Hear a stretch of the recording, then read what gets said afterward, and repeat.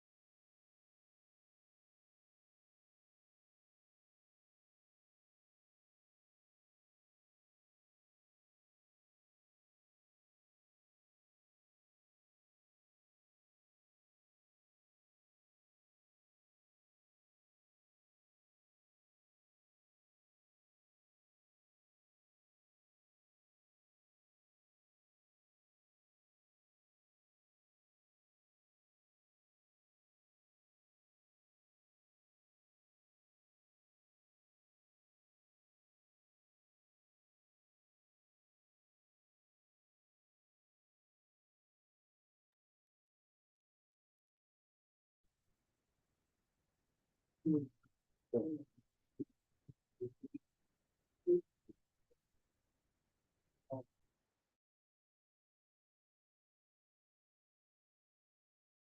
evening.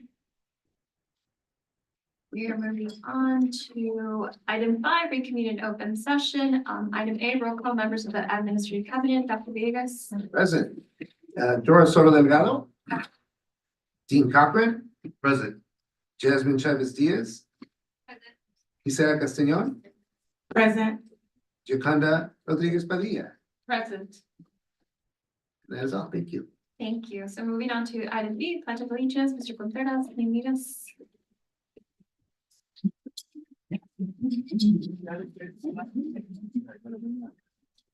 Right on the card. Investigate. I pledge allegiance to the flag of the United States of America, and to the republic for which it stands, one nation, under God, indivisible, with liberty and justice for all. Thank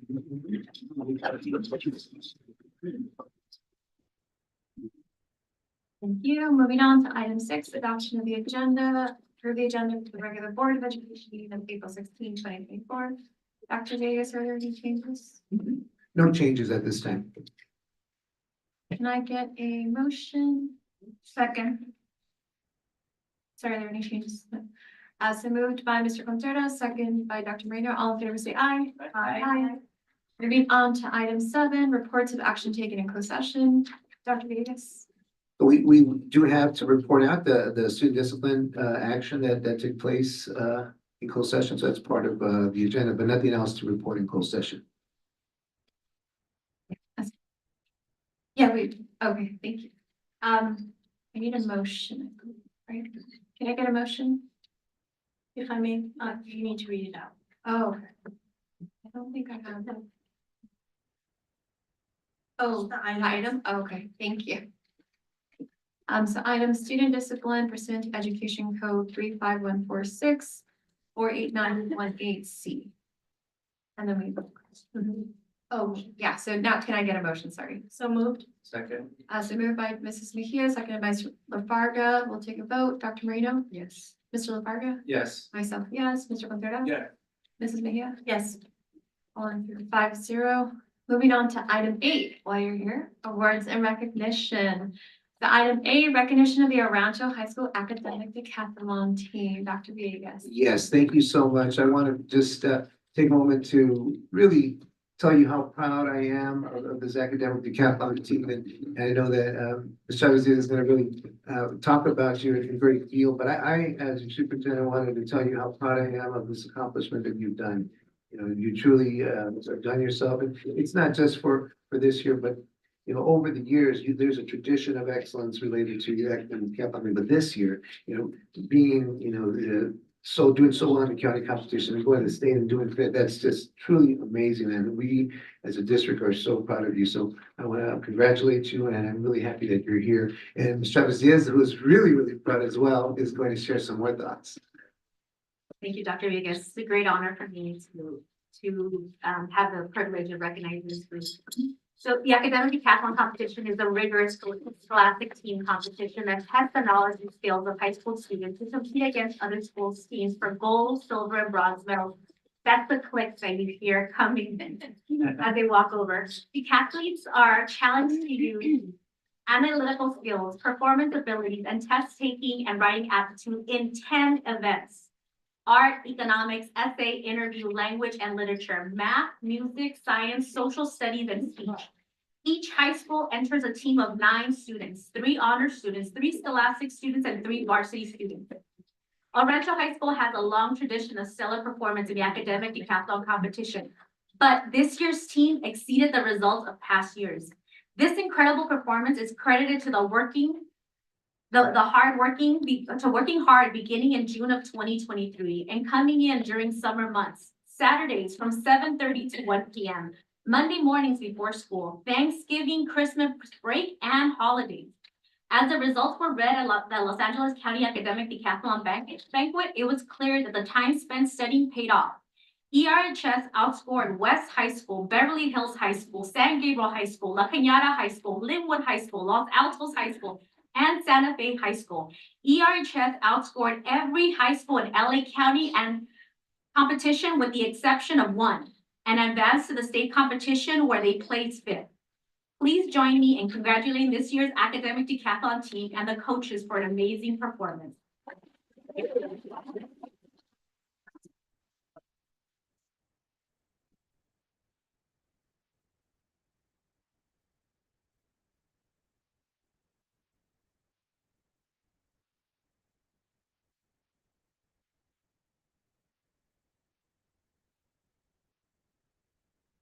Please, Mr. Mulgar, we're now introduce the team.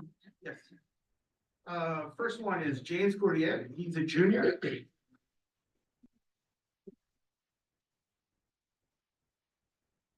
Next member of our team one is Captain Alessandro Franco. He's a senior. San Diego.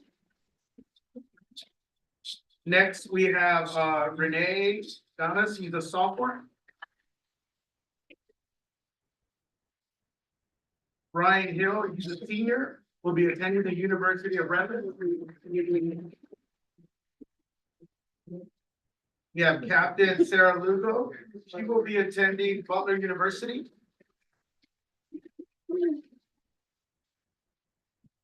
We have three-year member Ashley Torres. She will be either attending UCLA or USC. She doesn't know.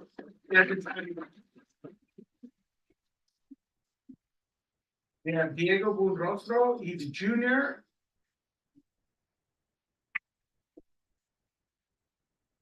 We have Captain Maya Les. She's a junior. We have Daniel Escobar. He's a senior. Will be attending Cal State LA or UC San Diego. Next, we have Elizabeth Lopez. She's a junior. We have Captain Shirley Luis. She's a junior. And next, representing Giovanni Cabrera, Isabella. Giovanni's captain, 3 years on the team, and he would love to be here, but he's currently doing orientation at Caltech.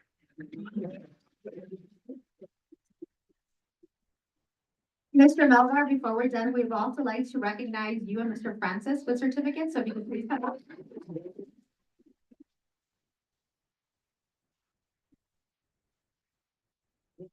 Oh, come, Mr. Thank you.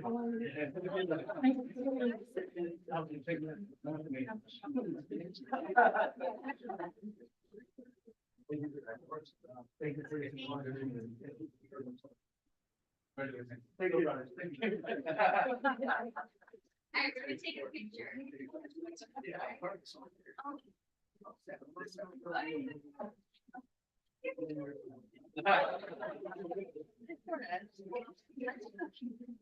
Okay, ready? 1, 2, 3. Wait for it, wait. One more, hold on.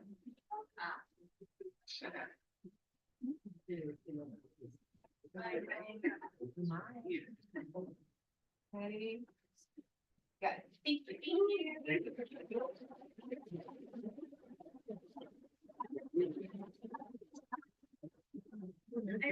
you.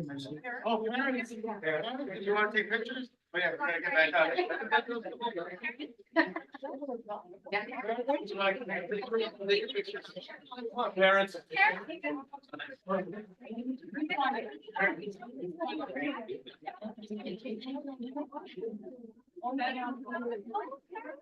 Congratulations. Yeah, go.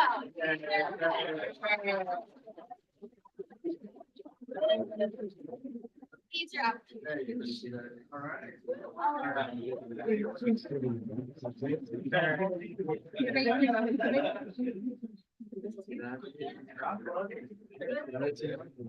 Yeah.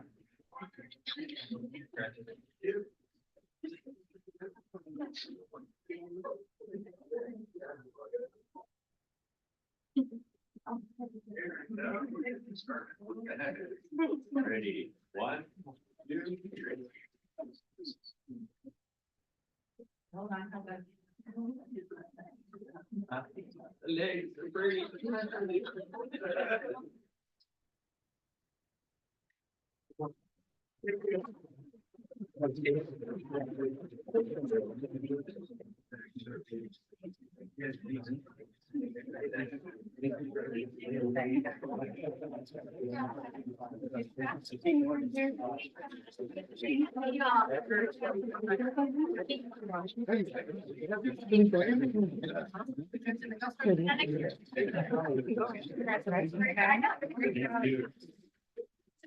Hey, I like house. What is this? All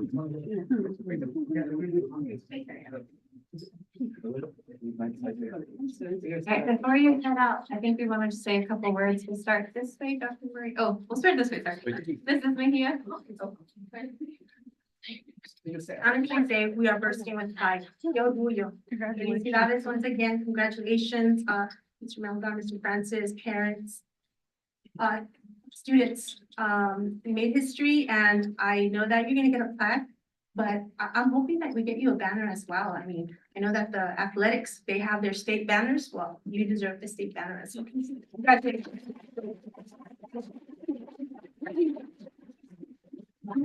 Mr. Contreras? You guys have once again upped the bar and done a great job, placing fifth in state. That's awesome.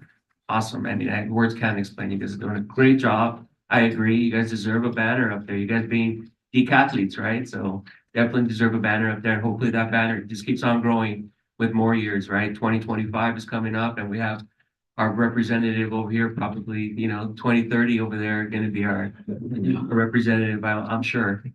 So congratulations, felicidades a todos los papás, and to all the parents. You guys are doing a great job at home. That's where it begins. It all begins at home, you guys. So this is a great example of the good things that come out when we teach our kids right to do the right thing. Congratulations, you guys. Thank you. Mr. Lombardo? That you were like. Thank you so much for making our district proud. You're setting a bar, you're putting us on the map. And it doesn't go unnoticed that this takes a lot of hard work and dedication to everything else that you're committed to. And it was just great to hear also all the wonderful universities you're considering. So you guys are going to be superstars from here on out, doing great things. Thank you to Mr. Melgar, Mr. Francis, the great leadership and coaching that you provided, and growth opportunities for our students academically is beyond just incredible.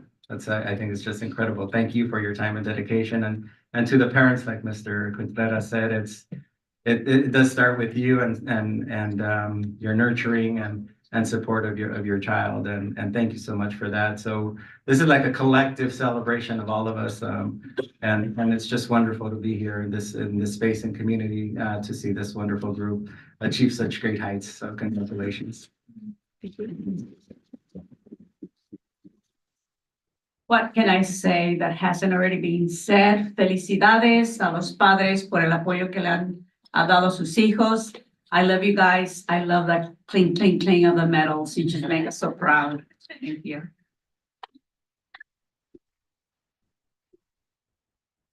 I point about my colleague. I love this, by the way, because I'm like, I can cheer you guys on. No, but thank you for setting, like everyone said, setting the bar high, putting us on the map. And I hope, that those medals that you have, I had a medal from high school, and it reminds you of what you're capable of. Sometimes college and life can get hard, but just remind yourself of what you did, who you represented. I'm trying to get you guys on the news, like really, really hard, because it's a huge accomplishment. All the schools that Mrs. Chavez Diaz mentioned that you guys beat, define our odds. So just thank you, Mr. Margot. Thank you, Mr. Francis, for always, believing in them and pushing them. Thank you to the parents. Muchísimas gracias a los padres for supporting them. I'm sure a lot of nights of studying, a lot of work. Plus, not only do you do this, you have your regular school day. So it's a huge accomplishment. I wish all the seniors a great next year, whether it's career or college, and a best of luck. And thank you.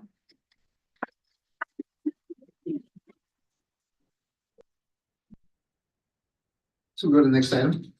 If you want to say something.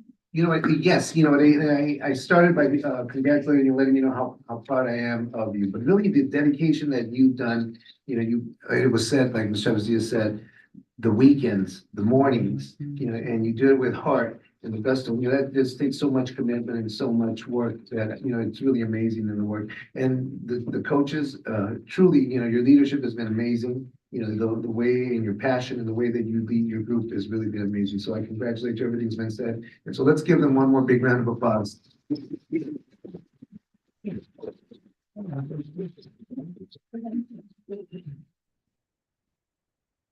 So we're gonna take one last picture because you guys are celebrities, with the pom poms, because we gotta, celebrate. So we can have you back up to the stage. Okay, one picture, just one pom. God damn it, bro, it's tired. So what you got me doing, bro?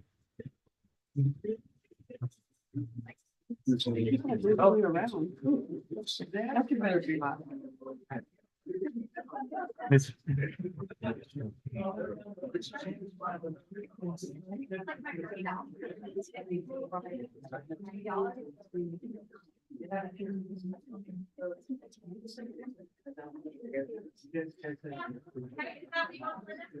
Oh. Sorry.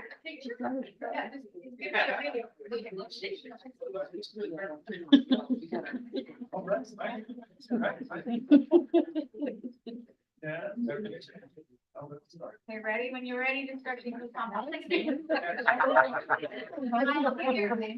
gonna console somebody else. Okay, smile. Daniel loves smiling. All right, one more time, we go, 1, 2, 3, pom poms. Thank you. Come on, Ryan. All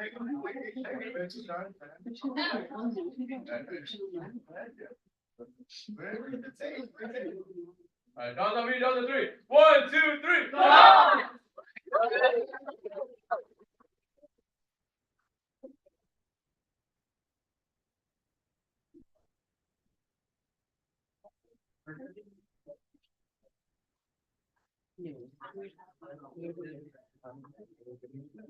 Congratulations. Thank you guys for being the support. Thank you. Right. You're gonna. Yeah. Right. Thank you. Congrats. Great job, guys. All right. Thank you again for coming. So we'll move on to item B, recognition of Isabella Estrada, a Rancho High School graduate. Dr. Villegas. Yeah, you know what, it's done tonight because this is a former Don that we are going to be recognizing. So Isabella Estrada really has an amazing story in that, she has been one of our students over the years.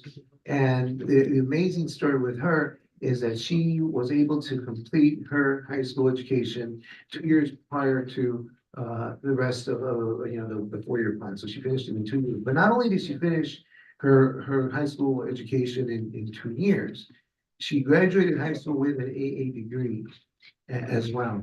And so it shows the commitment of the dual language program and her commitment to continue to grow and grow as a student. And she also let us know that within the past, this school year, she was able to complete additional AA degrees and is still pursuing higher education. So we wanted to make sure to recognize her. We did recognize her at the graduation last year, and we're going to be able to recognize her today. So I'd like to just take a moment to recognize Isabella Estrada. If you're here, please stand up and come on up. Where are you? There you are.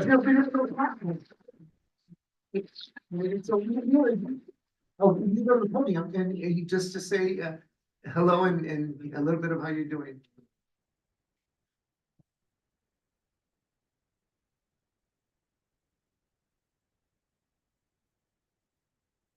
Hello, my name is Isabella Estrada. I graduated last year 2 years early, and this year I was a full-time student at Rio Hondo. And throughout my school year, I was able to get a total of 10 different degrees. So, and certificates. And I was also able to double major in social work and sociology. And throughout that, I got accepted to 4 colleges, including Whittier College, Cal State LA, Cal State, Cal State Fullerton, Cal State Dominguez, and Long Beach, so 5 colleges. So thank you guys for recognizing me when I'm continuing my education to pursue social work degree and a bachelor's next semester. Yeah. Awesome. Congratulations. Please go on for the picture. So we have really quick comments. Isabella, can we have you at the podium one more time, really quick? Sorry. Any comments from the board? You left us speechless. Seriously.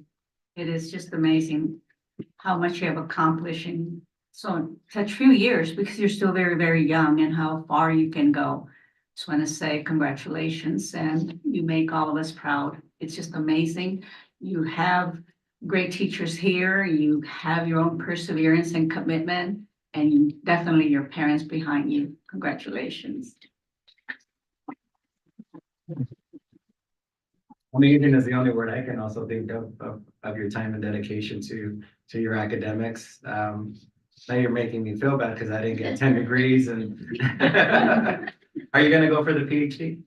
Oh, I'm getting my bachelor's degree and then I want to get my master's degree. Okay, and then can we hire you at the district as a social worker? Yeah, maybe. All right. Dr. Villegas, put her on the watch list. Just fabulous. Parents. Well done. Super proud of you. It's amazing. Congratulations. You know, as what was said, here I am trying to get one certificate, you know, and you got 10 of them. And that's awesome. It's amazing what you're doing. Keep doing what you're doing. You're an inspiration. I know of other students that are following your footsteps. So you're a trailblazer. You're great inspiration to the Palo Rancho students. So do you have family members here or anybody that's here with you today? You have them stand up, please. Can you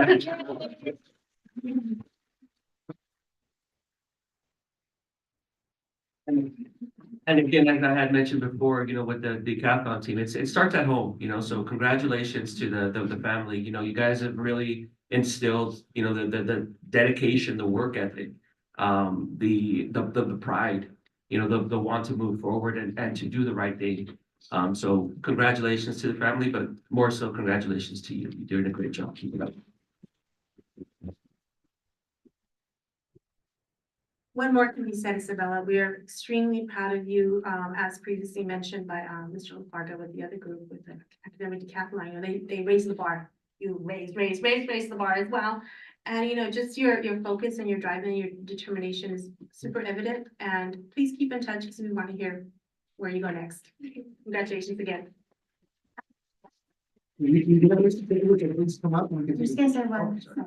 Sorry, Isabella, one more time. You're almost done. No, but I just want to say again, we're very proud of you. The fact that you took advantage of all the resources that were at your disposal, the fact that you went for it. And, you know, when you reached out and you were like, I did this and that, I'm like, oh my God, she's amazing. So I really do hope that you take, you know, that we keep in touch and maybe you can talk to other students, right, about your path, what to take advantage. I think that transfer of knowledge is so key for our students, and just to know that someone already did it, to ask questions. So I hope you can come back. I hope that we can reach out to her and just to see, you know, what worked for you, maybe what didn't work for you, right? And so how we can better as a district to provide those opportunities. So again, we're so proud of you. Now you can come on.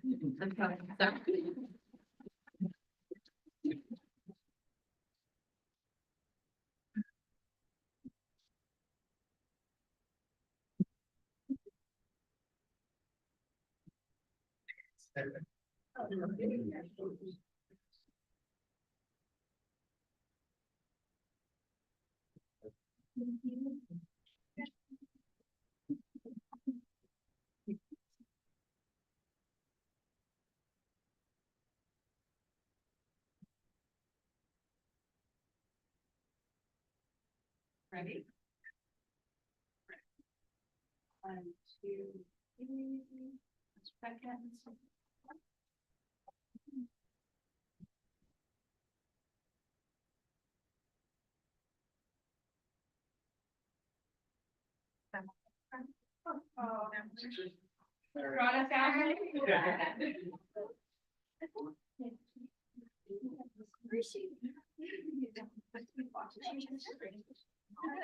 Yeah, can you?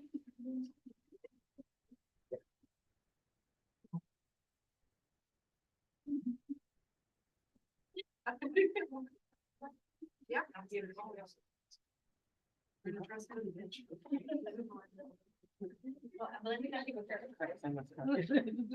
Tell me about it. I'll live vicariously through you.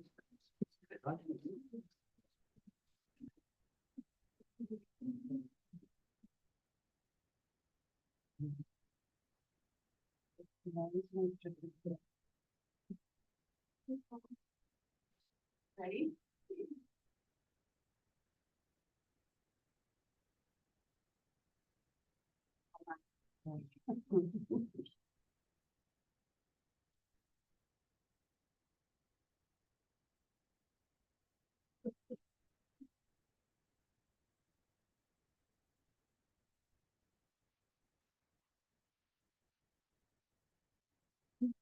I just want to mention that Isabel is related to Jacob Estrada, and he graduated 1 year early. 1 year early. 2 years. Right, And he got 10 degrees. too. right, and he said UCI. Yeah, yeah, you're graduating in the fall. So this is the second child in that family to graduate early. Congratulations.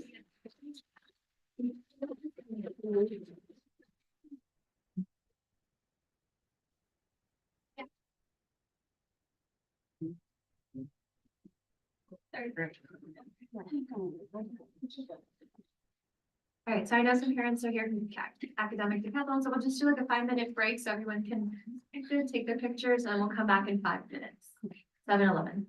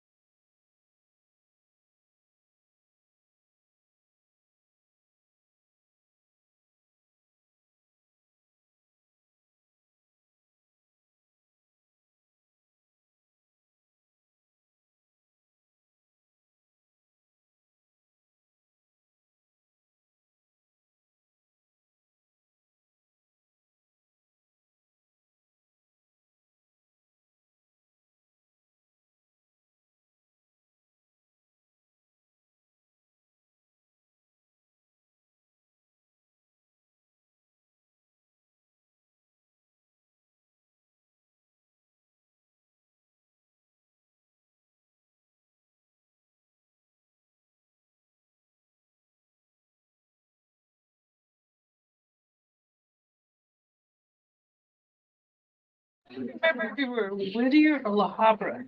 Oh, well, I And used I- to be public now. Yeah, I remember, because that's what I think I remember. It was-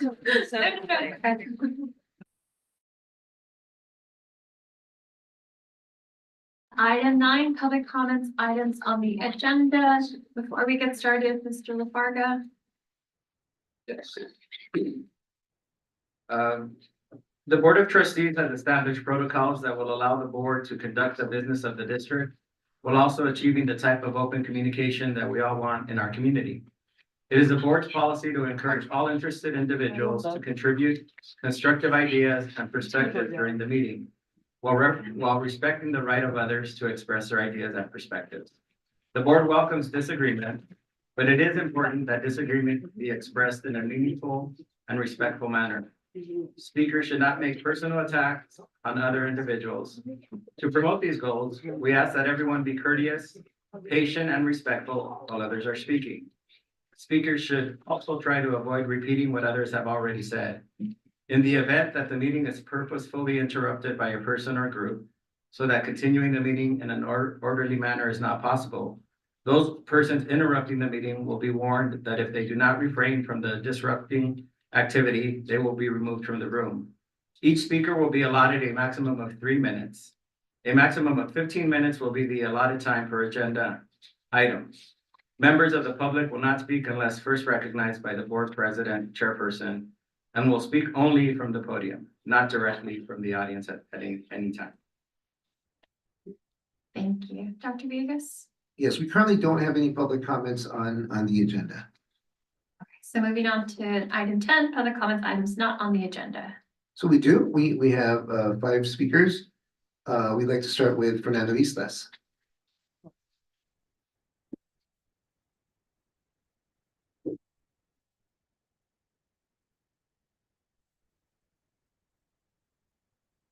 Good evening, everyone. My name is Fernando Islas. I am a parent to a student here at the El Rancho Unified School District. Her name is Cicely. First off, I want to congratulate all students today that were recognized. Congratulations. It's admirable, obviously. But I also want to point out that it's extremely ironic to me that while you guys are conducting your award ceremonies, you'll simultaneously failing other students. These continuous award ceremonies that I consider dog and pony shows are not going to save face. The damage is done. I'm going to piggyback off what Mr. Contreras mentioned during the award ceremonies about how it starts at home and how parents teach their kids to do the right thing. Well, Cicely was doing the right thing, and you let her down. Now, continuing, I am going to continue a comment that I put together that I didn't get to finish because of time, that I encourage everybody here to check out from the last board meeting, April 2nd.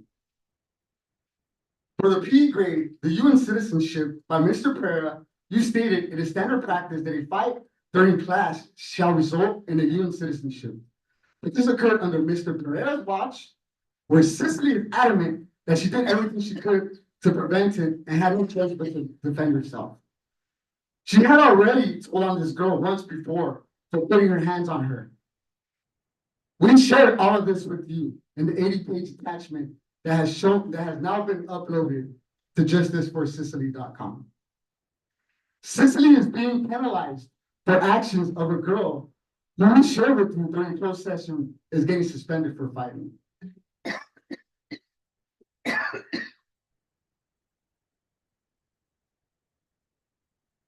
Furthermore, your outcome to the end grade given by ASB teacher Ms. Kim stated that our complaint alleges that, I quote, the end grade was given as a means to remove Cicely from ASB, end quote. But that's not what we said. In our front cover page to that grade report, we stated that Cicely has been removed from ASB. We feel Ms. Kim gave her this and in an effort to help make that happen. And in that same cover page, we offer the following as proof. Number one, we attributed the lack of communication as we made multiple attempts throughout the school year to meet with Ms. Kim, and she refused. Number two, we pointed out the fact that Ms. Kim changed the reason behind the bad grade from attendance to this one petty accusation. Number three, we also emphasized how Ms. Kim had given Cicely an O in citizenship as a progress report grade during the semester. And after we complained, citizenship grade dropped 2 grades. Mr. So then- Easley, wrap it up. I'm gonna finish it off with what I said at the end of my last comment. Mr. Villegas, you are a liability to our district. To prevent further damage, we are demanding actually. Parents at the Rancho Unified School District are demanding your resignation. We have protested all week last week, and you didn't show up one time at the school district. And we will continue. Thank you, Mr. Islas. Dr. Vegas, the second one. Yes, the next we have Cecilia Islas.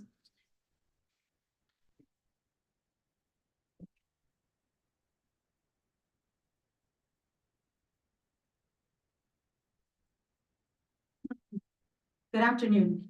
I'm here to give you an update as to what has transpired since the last time we were here. Our emails between us and the ERUSD staff have dwindled down a little, but I don't want you to mistake that for us not having anything to say. On the contrary, we have a lot more to say. This past week, we have been outside the district office asking for the resignation of Dr. Villegas for his inability to lead the district. As I stated to Dr. Deborah Duardo, Los Angeles County Superintendent of Schools, Dr. Villegas and Mr. Goyenaga lack follow-through and leadership. They are opposites of what she stands for and are most definitely not unrelenting advocates for students and families. I have asked her to look into the damage they have caused to some of their students. As I told both Dr. Villegas and Mr. Goyenaga before, it is obvious that they do not like to be questioned and most definitely do not like to see parents advocating for their students. During this past week of us holding signs at the district, we have come across honks, shakings of heads, parents who try talking to us, knowing that they've been complicit to all of this, waves, but most importantly, staff and parents who have also gone through some of the things we have with the district. They have pulled over to talk to us about their situation, and I think we can all agree that ERUSD likes to sweep problems under the rug instead of fixing things.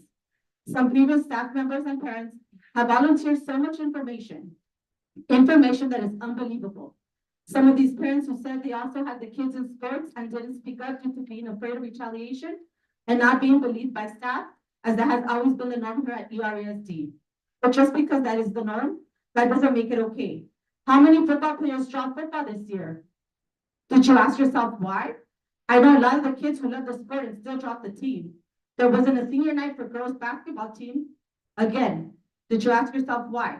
Or maybe you didn't care to ask, but decided to sweep things under the rug again to protect your staff and not your students. We know how much you love your staff, Dr. Villegas. I'll remind you of the time your staff at Rivera Elementary attempted to remove my daughter's watch because that is how she reported to us that her teacher hit her. I drove to the school very upset that my daughter was being picked up and discriminated against, and I asked Ms. Soto Delgado to give Mila back her watch. That day, I was visibly upset. 15 minutes later, I received a call from Dr. Kelson, again, who was on an immediate leave of absence after findings that were made as to the student's negligence and follow-through, stating that you're asking to meet with me. I was at your office within 30 minutes of the incident. You stated how your staff at Rivera Elementary were intimidated by me. Now imagine if you had taken care of our daughter's case with Coach Lescano with the same urgency that you take care of your staff that day. I told you that day your staff was very lucky to have you. Our daughter and students, not so much. We have collected names and numbers of people who have similar situations. A person even told us that one of your staff members who's in our UCP report is a woman beater. I didn't request that information. That information was given to us and was told to have pictures and videos. Missy, You do with that information as you please. Sorry, I'll finish up. Sorry. Because of your attorney. On 4/5, we received an email from Joseph Sanchez, legal counsel for ERUSD. He answered a question that I had for the board president as to district policy. I wondered why an attorney was emailing me instead of ERUSD administration. And then I realized how incompetent some of these people are and have gotten 2 to 3 different answers on the same question. Therefore, they needed an attorney to reply and attempt to intimidate me. I'm not intimidated. He also mentioned that I'm not to contact any ERUSD staff, and he is now the contact person for me as to my children. Well, I replied on 4/8, last seconds, with questions, and I have yet to receive a reply from him. He must receive the same communication training as the ERUSD staff has. Your policy 1312.1 states the board prohibits retaliation against complaints. That seems like retaliation to me. Unless you can provide me with a legal code that I have done something illegal, I believe I have the right to contact ERUSD staff or HR. I can attend PTO meetings, be part of the PTO board, attend LCAP meetings, drop off pizzas. We have to be respectful of the others. But I can't contact ERUSD staff. You can't pick and choose. Thank you. Oh, I have more, but I'll come back. Dr. Vegas, the next one. We have Anthony Islas.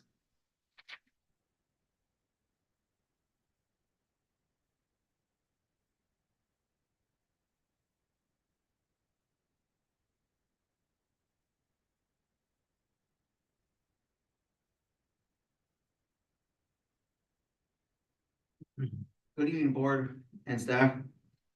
As you know, we've been picking in front of the district, making awareness on how ERC is ran. And at ground zero, there was a lot of people that have big concerns. The parents that have special ed students, you are failing them. They feel that the staff is undertrained and unqualified. They feel they have no support from the district. They feel like you guys don't care. I challenge you to put up an easy up, get a notepad, some pens, hold up a sign that says, how are we running this district? You'll be surprised at what you hear. And John, the vice president, I was hoping that you would vouch for us on saying that we weren't aggressive. The reason being is because you and your wife trust us with your daughter. We don't know each other personally. She's been in our car, our house, our swimming pool, daughter's room, family get-togethers. Mr. So this is more like school district, please. Okay. Let's keep it general. So with that being said, anyways, the vice president picked up my daughter from the house and gave her this hat. She's name was Sanchez hat. Was a known Mexican singer. Was also known for selling drugs, moving cocaine and marijuana.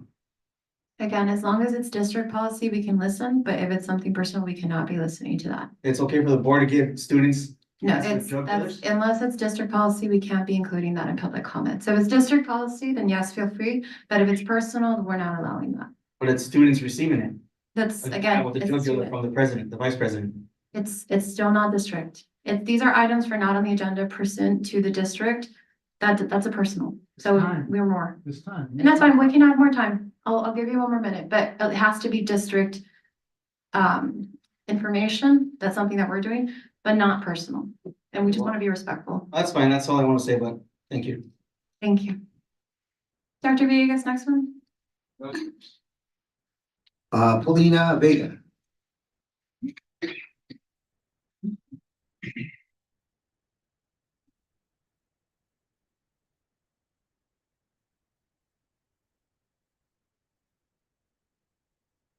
Hello, Rancho community, boards, and everybody else, cabinet. My name is Paulina Vega. I'm a special education teacher at Valencia Academy of the Arts and also the vice president of our ERFT union. This evening, I'm addressing the district approval of Article 17 special education issues. I work at Rancho for 24 years. I'm currently teaching TK SDC at Valencia Academy of the Arts. I have worked as an SDC teacher at the high school, as an RSP teacher at Rio Vista, as an SDC teacher at the Apex program, as well as a co-teacher at Valencia in first grade. And I have chosen to remain in this district because of this amazing community of Pico Rivera, these great colleagues, and this district had shown me how it really be that I really love to be a teacher in Pico Rivera. The district has significantly benefited from the hard work of special education staff. ERFT contract does not clearly state the responsibilities of special education members nor the responsibility of management. Our staff workload has changed drastically with the increasing number of students who need special education services. We're currently servicing over 1,000 students in our district. The district needs to treat its employees fairly and show with action, not just words, that it's value the dedicated special education staff. We look forward to an agreement and establishing Article 17 to ERUSD contract. With that being said, I would like to extend an invitation to our Valencia Academy of the Arts open house tomorrow from 5:30 to 7. I know I see many faces, Ms. Dr. Merino, Ms. Mejia, Mr. Cochran, Ms. Castañon, but I would like to see everybody else going to our school, especially to my classroom. I know we teach, my kids are amazing. They have done an amazing work, and I really, really would love to see Mr. Garcia, Mr. Contreras, Ms. Perez, Mr. Lafarga, and of course, Dr. Villegas to go to see my classroom because it has been a lot of work, and we are ready to have you and to see all the classroom. With that, thank you so much. Thank you. Arguments? Amy Golding.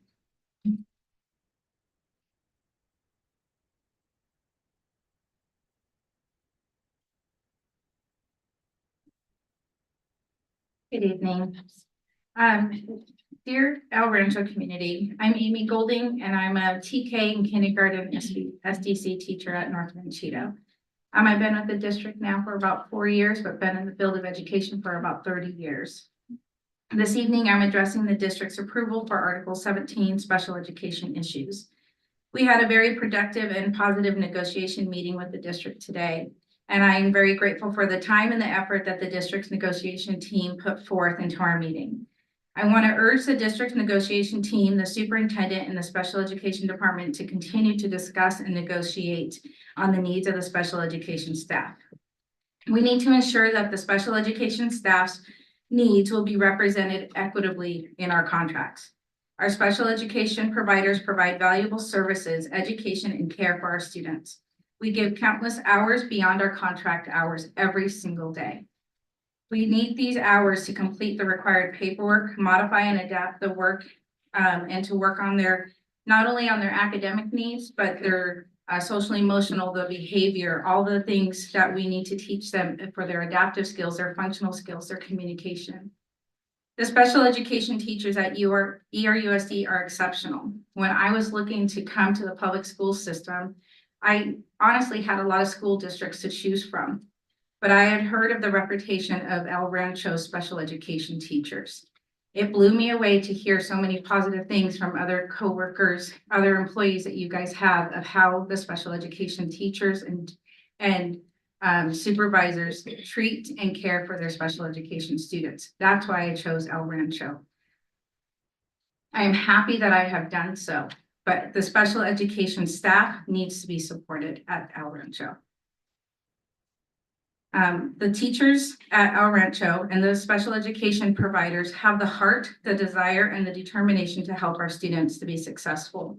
I urge the district to support these wonderful special education teachers and their service providers. Thank you for your time. That concludes our public comment. Thank you. Thank you. So we have a statement from the board that we want to read. So before we move on, so the board is aware that there have been reports of emails, social media posts, in-person protests, and public comments that can be interpreted as personal attacks on our staff regarding decisions or actions staff members have made. The board understands that the law may protect the ability of these individuals to make certain public comments and statements under the First Amendment, including those that are critical of the district and its employees.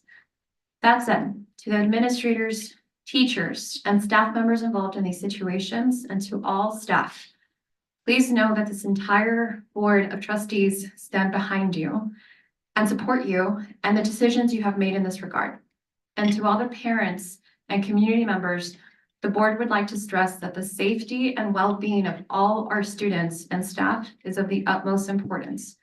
and that the district will work towards preventing acts of incivility and bullying in all its forms, and that the decisions made by our staff are in the best interest of our students. So I just wanted to share that before we move on. So moving on to item 11, Labor Association reports. We'll start with ERUSD, Ms. Carrion.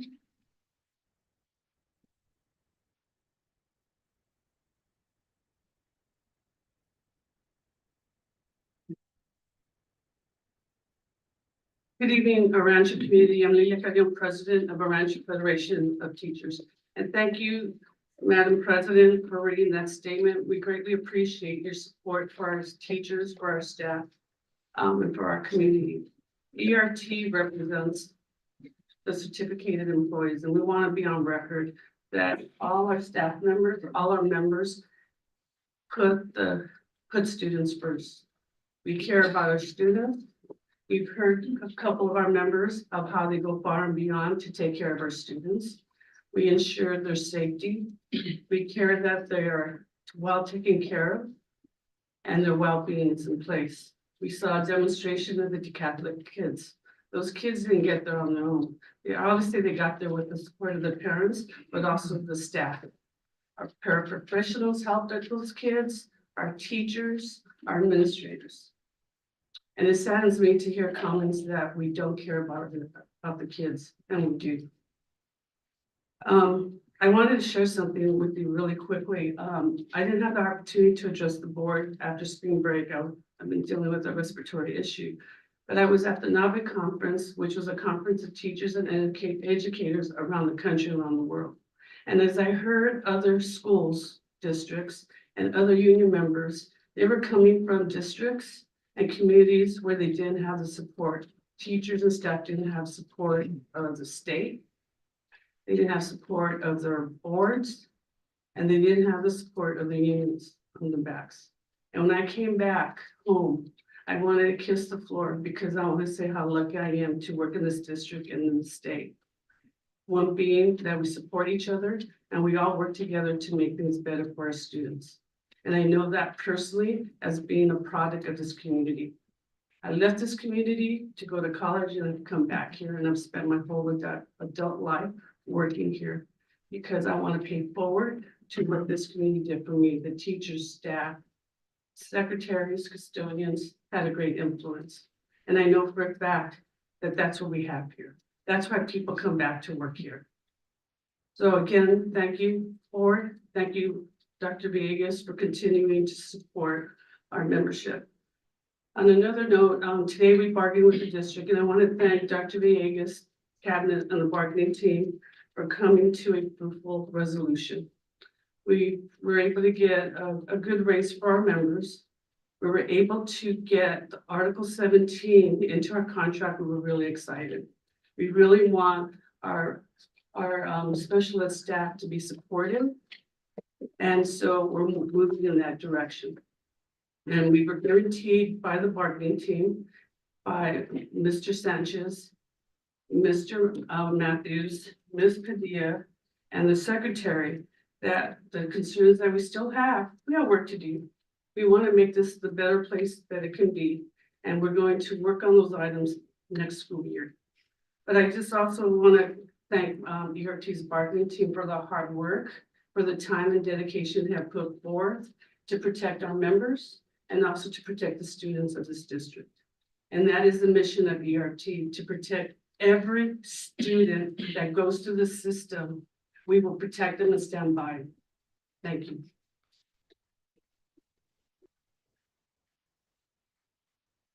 Thank you. Representative for CSEA.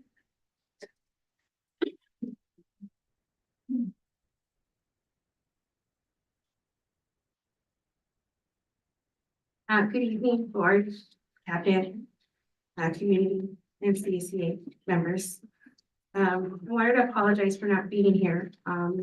Last board meeting on April 2nd, there was a death in the family, and it was very hard to come up and say anything. It was bad enough that I was able to present online when I was sick, so you can imagine with the grief that I have in my family. Secondly, exactly what Ms. Carrion said. I am also a product of Alrancha. And because of that, because I work here, I'm gonna be starting the program that Dr. Villegas brought to our school district, which is the Grand Canyon University. I'll be starting that in June. So I'm still a product of Alrancha. Secondly, your comment that you made. I would say district-wide, we do see the support of the board. And I was hoping to have more members here, but 1 or 2 or 3 is better than 0. So I have them here and I thank them. We also are waiting we're waiting to meet with the negotiating team with the district, but we have that finally on the calendar. So I can't wait to come back and present with the board some good news, just like Ms. Carrion did. Other than that, happy April. Thank you. Thank you, Mr. Reyna. So moving on to item 12, information items. We'll move on to the first item, presentation on the 3-year of science graduation.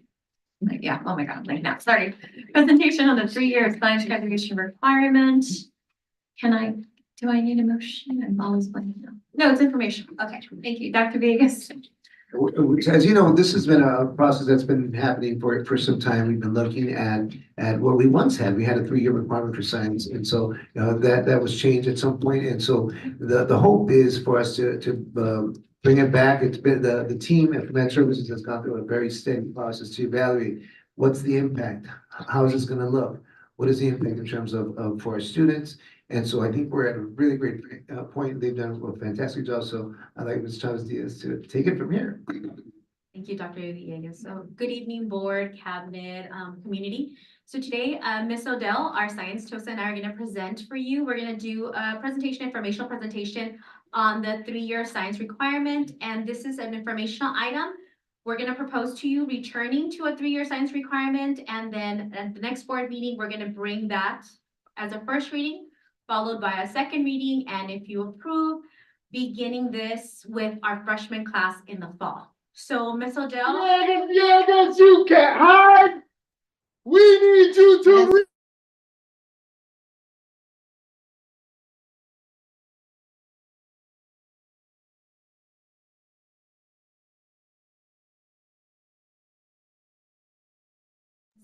Oh, it's okay. I think it happened last board meeting. Shame on all of you for failing systems. Thank you, Mr. And Gonzalez. Mila. This requirement, I think there's there we go. Okay, so to begin, we want to give you our current standing. So currently we have a 20 credit requirement, and the way it breaks down is our students are required to earn 10 credits in life science. Think of that as our biology requirement, and then 10 credits in physical science. Our students can meet that through chemistry or physics. It could also be a green tech class, so it's a physical science and then a life science. To get an idea of how we compare with neighboring districts, an overview of surrounding districts, some of them have a 2-year requirement, some of them have a 3-year requirement. So it's kind of about half and half when we look at neighboring districts. We're going to go back and forth. Laura's going to get into more of the science, more of the technical science aspects. She's our expert. Ms. Harris, I'm going to hand this over to her. Hi, thank you, board and cabinet and attendees for having me come and speak to you about this. One of the measures of the success of a program would be the California Science Test, the CAST. So what we looked at was how are the kids doing now? Now we did put, as you can see right there, the little light yellow ones, the orange ones, those are schools that have 3 years. And the ones that are not, those are the ones that have 2. And so our numbers are at the top.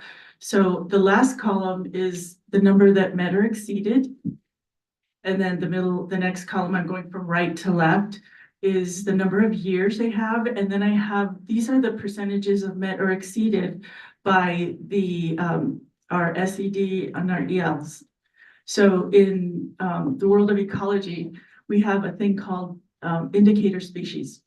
That's a living thing that's really sensitive to the environment. And if their population is affected, then there's something that needs to be addressed in the environment.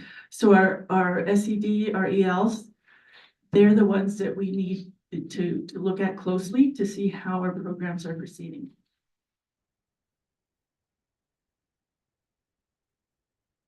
Okay, so we have something similar here, but in the first column, those are the kids that met or exceeded with 2 years. And which ones met or exceeded with 3 years. And the same thing, we saw the same pattern, both in SED and ELs. So what we also wanted to share with you is what the impact of a 3-year science would have on our students. So one of the things that we wanted to share is it would improve the outcomes of our students once they get to college. One impact would be a higher rate of admission. So we know that if our students have 3 years of science, they're going to be more competitive when they apply to colleges. So higher rates of admissions. So admission rates could possibly increase because our students would be more competitive. Also, it will increase our students entering the STEM field. One example is when we started AP Chemistry, the reason we started is we had students that were attending some top universities. We had a student who was accepted and enrolled in Vanderbilt and said, I was pre-med. But when I got to Vanderbilt, I had not taken AP Chemistry and I could not keep up with the students that were pre-med because I did not have that level. I had not taken that level of rigor in courses. So our students would be more prepared to enter the STEM field if we had them exposed to more science. And lastly, it would increase equity and access for our underrepresented groups. Next, we wanted to show you a couple of statistics. In terms of the Bureau of Labor and Statistics, a lot of the fields and careers that are going to be available to our students are going to be in the STEM area. So in terms of preparing our students for the jobs that are going to be created, they're going to be in the sciences. So we want to make sure that our students are ready to meet those careers. Here's a graph showing you those occupations that are going to be available. And going back to the measurements, the data, the CAST alignment, it came up really quickly when new instructional materials were adopted and when the new framework came out, that we weren't aligned. We were taking a test that the kids were not aligned for. So I just wanted to show you a little bit about the testing situation and how that would fit with increasing our science requirement. So this one, I know the letters are small, you can see it up close. Our new standards, our next generation science standards were adopted by the state in 2013. And it included a great deal of what their approaches to teaching or instructional shifts. And a lot of these are on collaboration. A lot of them are on student discourse. So it is a really big shift. And the test, the California Science Test does reflect this because it tests not just what students know, but what they know and what they can do.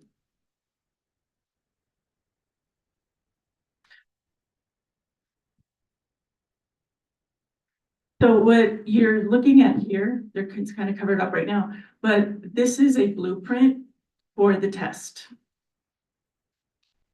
Oh, it's back, I think. Yeah, I don't know why they're covered up. So what would be underneath there is a blueprint for the test, and it shows that there are equal amounts of numbers of items. This is a selected response part of the test, and the number of items are balanced throughout the 3 domains. And like Ms. Chavez-Diaz said, we have our physics, our chemistry, our physical science, we have our bio, and the place that has concerned all the schools throughout the state and the Board of Education in the state has been, how do we address the earth and space science piece? It's a really big thing because of all those future jobs, the green energy and those kind of things. So we kind of have a little gap there. And you know, some of that has been addressed by some of the courses that have included or integrated some of the earth science. For instance, biology is the living earth. But I think increasing the number of classes that kids could take and the number of different topics they're exposed to would really be a benefit, not just on achievement, but like you said, on post-secondary education, on just feeling confident in what they're doing to approach, because what makes the high school science grades, scores unique is that kids can get a feel for what their strengths are. And that's maybe not something that kids would see in the 5th and the 8th grade test, which is one of the other 2 times.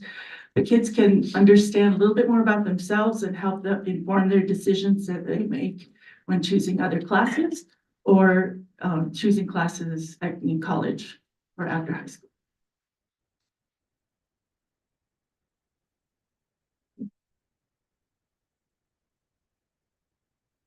Okay.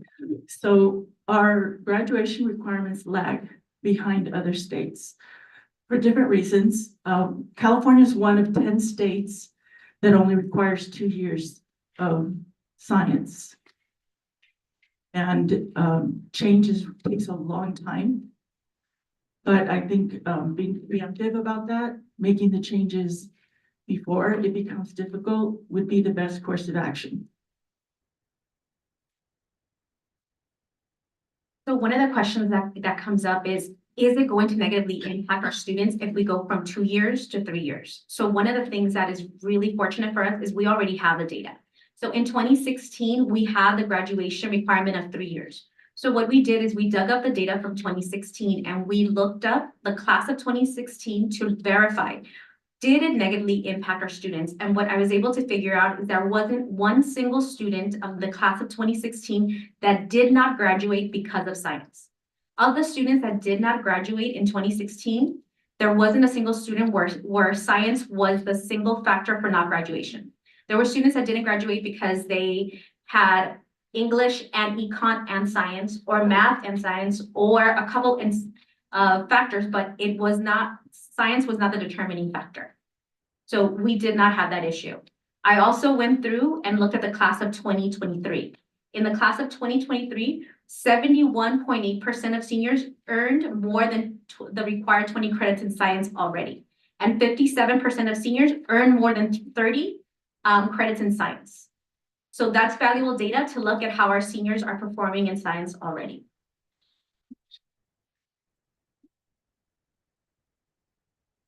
We also went through, this is the last piece.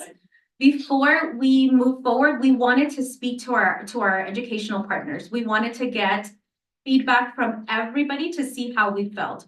We wanted to speak to students, to counselors, to admin, to teachers, to parents, to see how they felt about this. So Laura's going to walk you through feedback from all the different educational partners.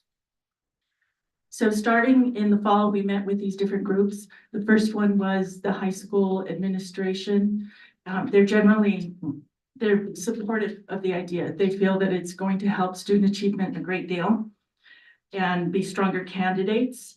And also that there'll be openings for options such as computer science. The state has approved computer science as a 3rd year elective, science elective. So just giving different pathways to more kids.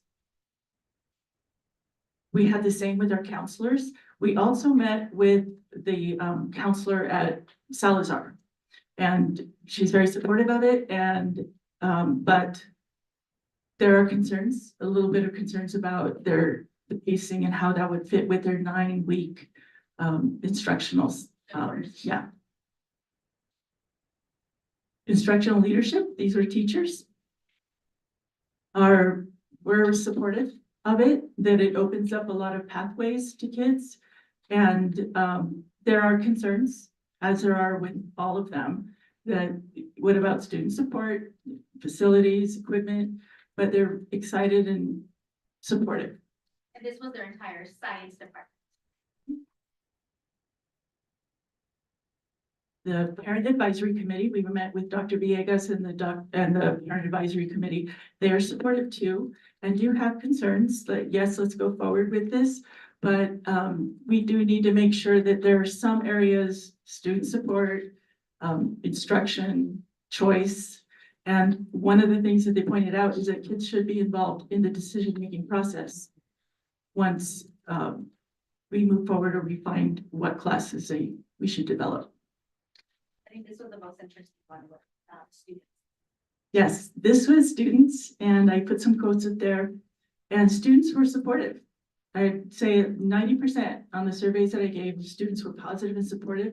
And what's interesting is that it won't affect these students, but some of their comments about, yes, I want my family, I want my other students to achieve, and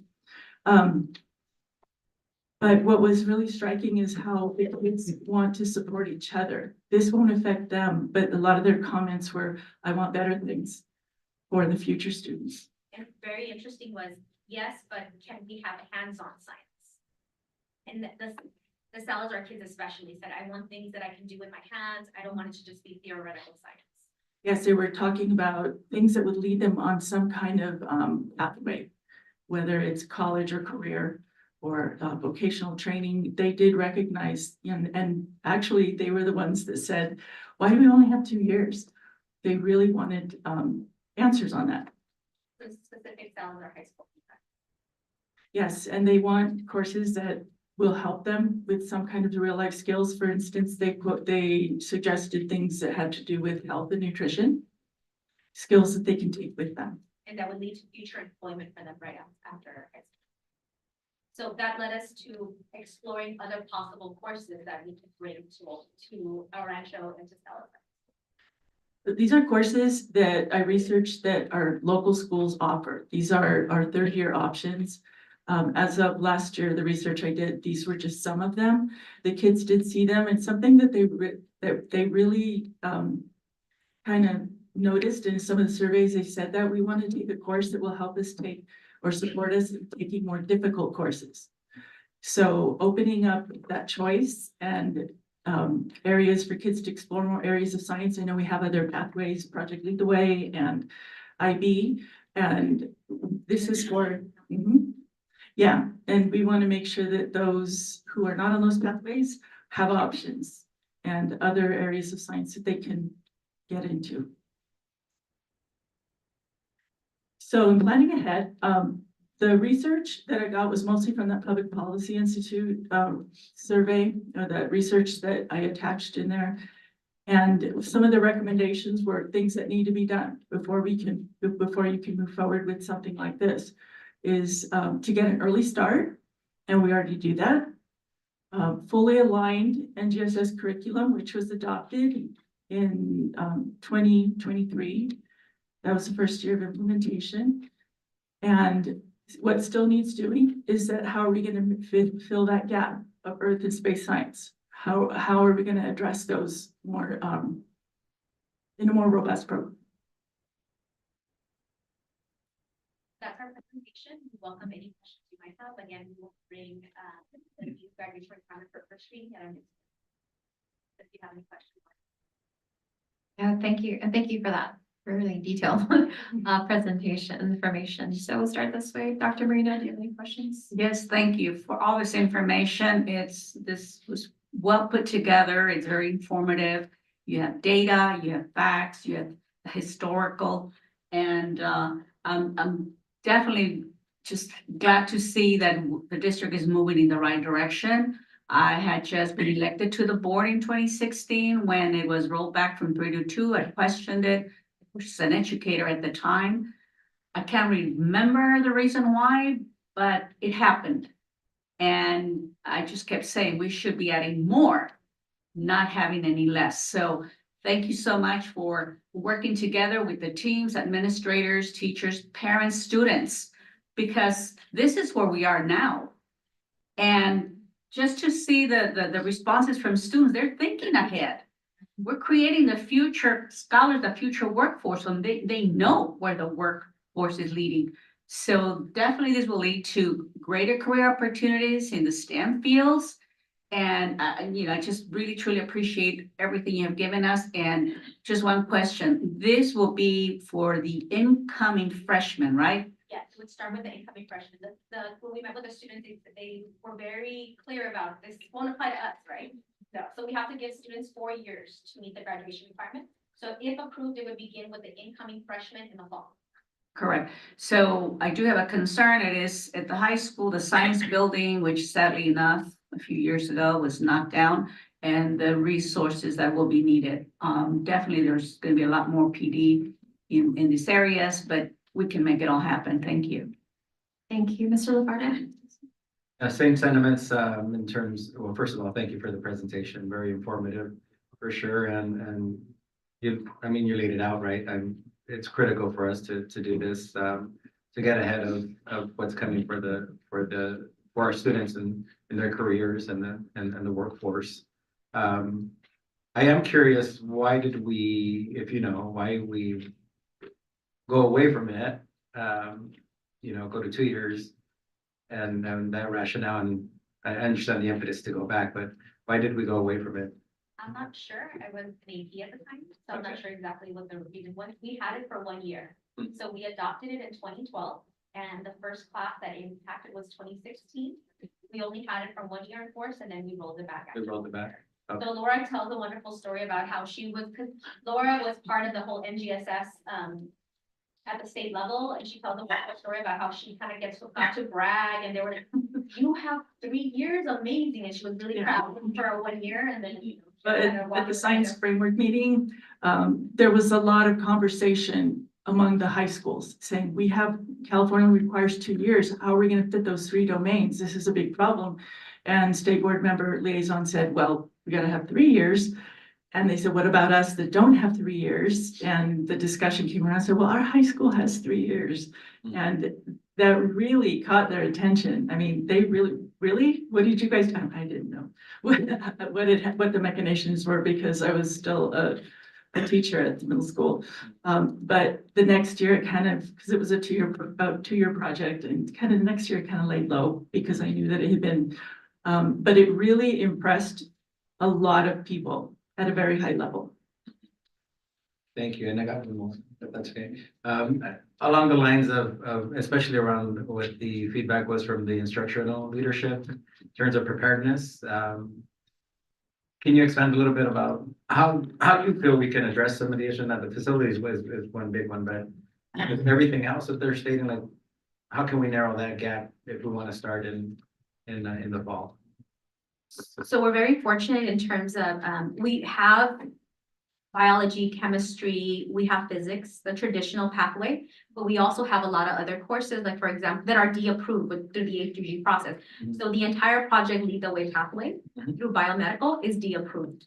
So those will all count as a 3rd year. So our traditional would be the physical and it would be the life science, but we have Project Lead the Way that are options. We want to be more creative with the 3rd year to allow our students our flexibility. So we want to look at options, like the courses that we've offered as options, these courses, building studies, but marine biology could be an additional option. We have our Project Lead the Way pathway. We have our sports medicine pathway. We have a foundational health science, CT. So we want our students to have options. So building courses and also including some of the courses we already have there. What do you anticipate the pain points being going back to the 3 year? I don't think it'll be that difficult. I think we're gonna have to provide a lot of support also. So working with our, one of our tough classes is our chemistry. So working with our teachers, working to make sure our students have the support to access, because sometimes the math is a little difficult to access. So we really want to support our students and support our teachers. Great. So we're gonna have to find those, and I don't think it'll be that big of a difficult. As I showed the data, a lot of our students are already doing, our counselors do a great job, are pushing beyond the 2 years. Because if you're gonna apply to what you see, 2 years is not gonna make you competitive. Right. So the graduation, the A through G is 2, but 3 is recommended. So a lot of our kids are doing that anyway. So it's just pushing past it. Great. It's just gonna be making that the requirement. The requirement.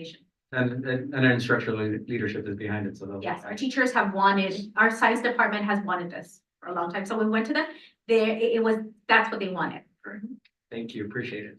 Mr. Gonzalez? Thank you again for the presentation. I think it was just stated, our students are already asking for it. It's 71%, going above the 20 and 57% going above the 30. They understand, they know what is needed, what is required of them if they're going to want to excel and succeed to the next level. No one better than our students to tell us what they want. It's a win-win for everybody. And I think that, like you said, we already have the base is already there, the parameters are there, the classes are there. It's a no-brainer, what I would call it. So thank you so much for the presentation. I look forward to the next one coming up. Thank you. Thank you. Mrs. Mayhew? Oh my goodness, I just want to say bravo because the process that you went through again, you did an outstanding job with the book adoption. This one, again, bravo to you. Congratulations on putting such a comprehensive process and that included all educational partners and most important, a student voice. You were able to, have that feedback and also buy-in. And like you said, they're looking at the future, which is great. And I just wanted it to tie in. Yes, this is a high school process, and I know we said this before, but we have to start in middle school, creating that culture. And I recently attended through the web. They had See Yourself in STEM with Miguel Cardona's Secretary of State of Education, and also Deputy Cindy Martin, which we saw at Coast to Coast. Anyhow, they have wonderful ideas to engage parents and students, and it kind of leads into the next presentation because what they're doing is they shared best practices. And for example, they had one organization called STEM from Dance, and they dance with drones.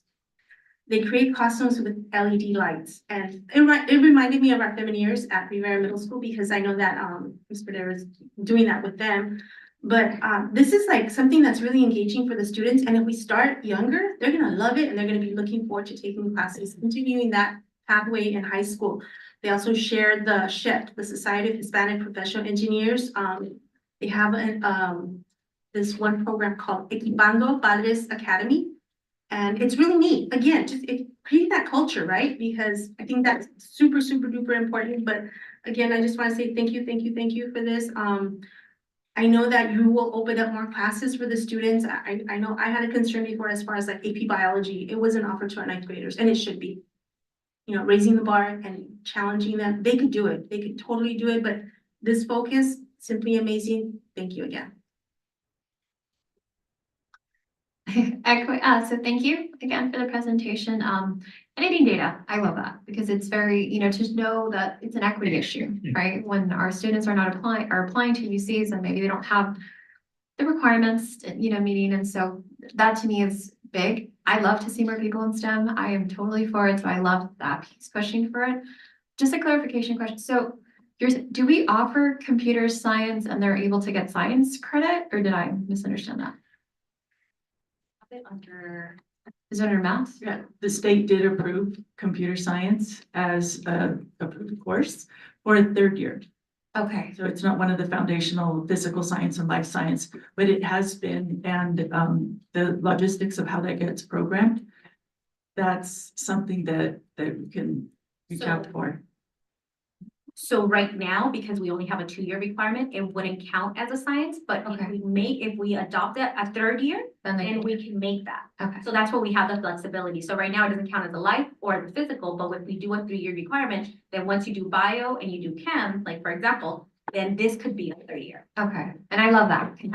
More people in computer science, AI, more people in that I love. And then I love that the student voice where they said that they want to see more courses in health and nutrition. So, listening to them, I hope we do bring on more. I don't know if we offer any, but if we bring on more for those.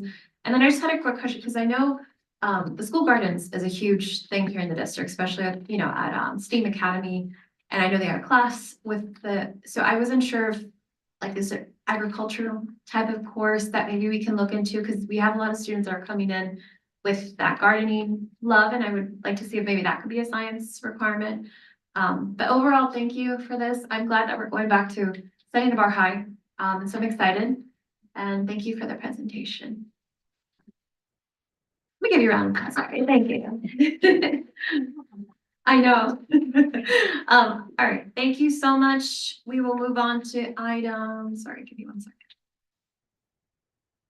Item B, presentation on the 2023-2024 Expanded Learning Opportunities Program, ELOP update. Dr. Vegas? Yes, thank you so much. And a lot of this has been said in different contexts a little bit ago, and the importance of students connecting with schools and the activities that they're involved with, and how these extended programs that, as they would be, they help students in terms of just the culture of the school and connecting and doing things outside of just a regular school day. So I think we're very fortunate in the fact that our ELOP programs do just that, and I think we've had these opportunities to really enhance the after-school programs that we've had in the past, though it's, something that really it's our first year of doing this particular piece.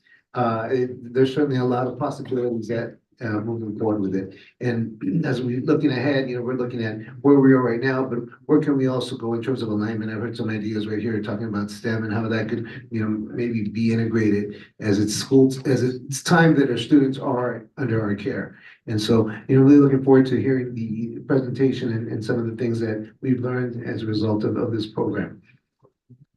Thank you so much, Dr. Villegas, and good evening, board members, Dr. Villegas, and members of our district community. As we continue this school year with providing enrichment programs through ELOP funding for our students, we would like to highlight some components of the programs our schools have to offer our students, as well as the comprehensive program that Think Together offers. During this presentation, Mrs. Sylvia Vela Amaya, our ELOP coordinator, and myself will share what we have been able to provide our students in enrichment programs. As you know, the Expanded Learning Opportunities Program, which will be referred to by its acronym ELOP, provides funding for enrichment programs for transitional kindergarten through sixth grade students.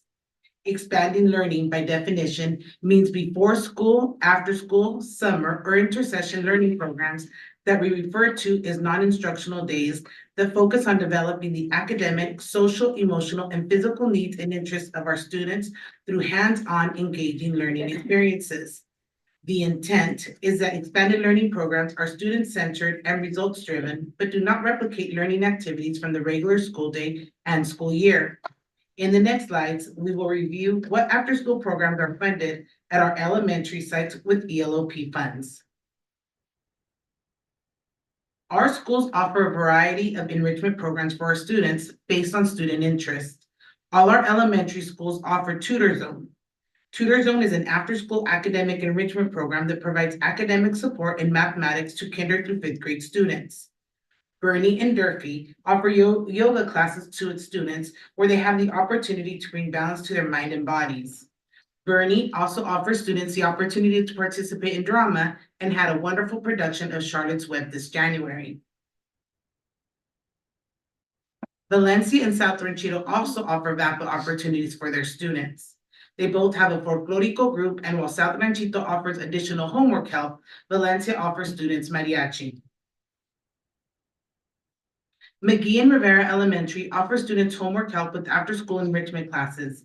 McGee has a wonderful program they offer their students, McGee After 3. They offer this program every day during the week, with the exception of Wednesdays. Teachers provide K through fifth grade students different classes based on their interests. Currently, students can take a class on coding, a STEAM elective, track and field, and soccer. All students who participate in McGee After 3 also participate in tutoring. And students at Rio Vista and North Ranchito also have enrichment programs that they can participate in. North Ranchito has folklorico and robotics, while Rio Vista has pickleball and running club.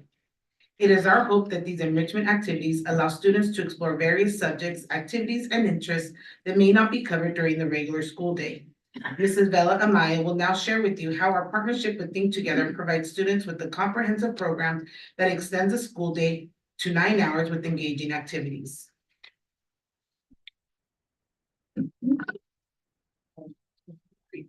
Good evening. As we know, after-school programs require a structured program that looks beyond the school day and continues to build on the interests of students in the after-school setting. Our after-school partner, Think Together, does that.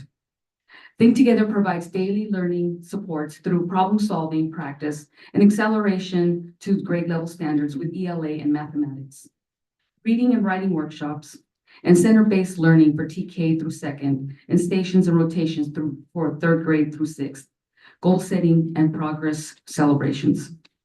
They also provide enrichment and clubs through hands-on, active-driven learning experiences, student-created art and science projects, culminating events, including showcase performances and exhibitions such as Lights On after school. They also provide group work and problem solving for all grade levels. They provide opportunities for daily physical activity, which in turn allows participants to experience cooperative team building activities, personal goal setting and progress celebrations, teamwork and sportsmanship practice opportunities. These various lessons and activities will support our students to develop the self-awareness, self-control, and interpersonal skills that are vital for them to succeed in school, build healthy relationships, and make positive, responsible decisions. All of these experiences are conducted at all our 8 elementary school sites and 3 middle schools sites on a daily basis from dismissal to 6 o'clock. ELOP funding that we operate, ELOP funding requires, requires that we operate 30 non-instructional days, school days. We must offer and provide access to the appropriate number of pupils, inclusive of extended school year days, for no less than 9 hours of in-person expanded learning opportunities per day. During those non-instructional days, we have been able to provide breakfast, lunch and snacks, engaging programming, and on-site and off-site field trips. Some of the field trips included visits to the California Science Center, SoFi Stadium, and for the 6th grade students, Disneyland. This summer, in addition to our traditional summer school program, our partnership with Think Together will make it possible to provide 9 hours of enrichment programs with a robust curriculum that offers field trips. The program will be taught by Think Together staff and will continue to be funded through our ELOP funds.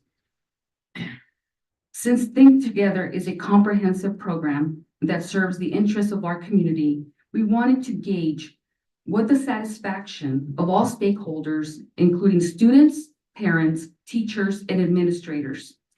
In collaboration, we developed a simple but definitive survey to see what was working and what might need improvement. Much to our delight, we received, for the most part, some very positive feedback from all those involved. I would like to mention that all surveys were completed independently, including students. They had a say. Only students 3rd grade or above were asked to complete the survey. In our elementary student survey, you can see that 260 students completed the survey with an average response positive rating of 93%. Some of the free responses students' comments were, they care about our opinions and treat us very nice. All my friends are here and I finished my homework. In our middle school student survey, you can see that 228 students completed the survey with an average response rating of 86.5%. Some of their free response comments were, they help you with your homework and guide you in the right direction. They have amazing people who are very supportive. Next, our teacher responses, who also completed the survey. I need to preface this section by saying that when I first saw the survey results, the lower numbers at first looked puzzling to me, but then I understood why I thought that way. I came to the realization that maybe the teachers don't know enough about all the components of the program. Although the overall satisfaction rate was 87%, the unsure rates needed addressing. To address the situation, we will create a monthly newsletter and place it in teachers' boxes at each school site to inform them of the program offerings and special events. We can also include special events or programs in the school's daily announcements. We can also present to the teachers at the beginning of the school year during the professional development days to introduce the staff and share all the programs that Think Together offers and give them an opportunity to provide feedback. Some teacher free responses were, staff are supportive and hold students to the high level of responsibility for behavior. Our Think Together program has been great for our students to participate in the extracurricular activities that we are unable to offer. Teachers are not given enough of an explanation about what happens in Think, which we understand and plan to address. Next, our principal surveys. Here we were surprised and pleased that we had 100% participation from all principals with 100% satisfaction rating. Lastly, we have our parent survey results. Here we had 419 parents participate with a 97.8% rating. Overall, the parents seem to really like the Think Together program. And we had a lot of free responses, and actually quite a lot that we can't get into all of them. It would take a long time. But some of them were amazing after-school program filled with many enrichment activities and supports for students. Think Together is a sensational program. My daughter has improved tremendously since being in the program, not only academically, but her behavior as well. I look forward to enrolling her in the years to come. And finally, one of our other responses from our parents. Estoy muy contenta con los servicios de todo el personal, muy profesionales y familiarizado con ellos y ellos conmigo. Gracias por sus servicios y que dure muchos años el programa. Thank you. Thank you so much for the presentation. We'll start this way, Mrs. Mejia. Yes, thank you for the presentation. I really appreciate the surveys. It really gives you a pulse of what's happening, but also that you analyze the surveys and that you're seeking to address any concerns that came up or, information that wasn't had before. I've heard from teachers and from students, and they love the program. So thank you for that. You're providing a safe place for them to thrive, and that's exactly what I, captured when a student was, talking about. I have somewhere quiet and to do my homework, which I thought was just simply just heartwarming.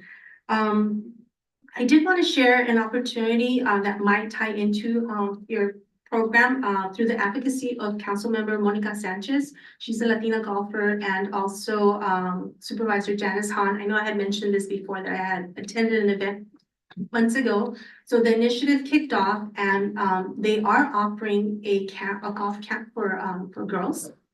It's a 2-week camp, and I think it would be a wonderful thing to consider for our students. They're willing to do a class for them for a cohort of 12 students. So I think that would be a great opportunity, and I'm hoping that the district will consider it. With that, I just want to say thank you once again for the work that you're doing and for the safe places that you're creating for students. Thank you, Mr. Contreras. Again, thank you for the presentation. It was well done. I also wanted to reiterate the importance of the teachers. I was also surprised from the results. But yes, you're right. I mean, I like to not only present the problem, but coming up with the solutions. And you came up with many great solutions. Getting their input, getting their advice, letting them see what the program is about, and hearing them out. Because there's nobody better than our teachers who are there with our kids in the classrooms to know what they need and what would work and what doesn't work, right?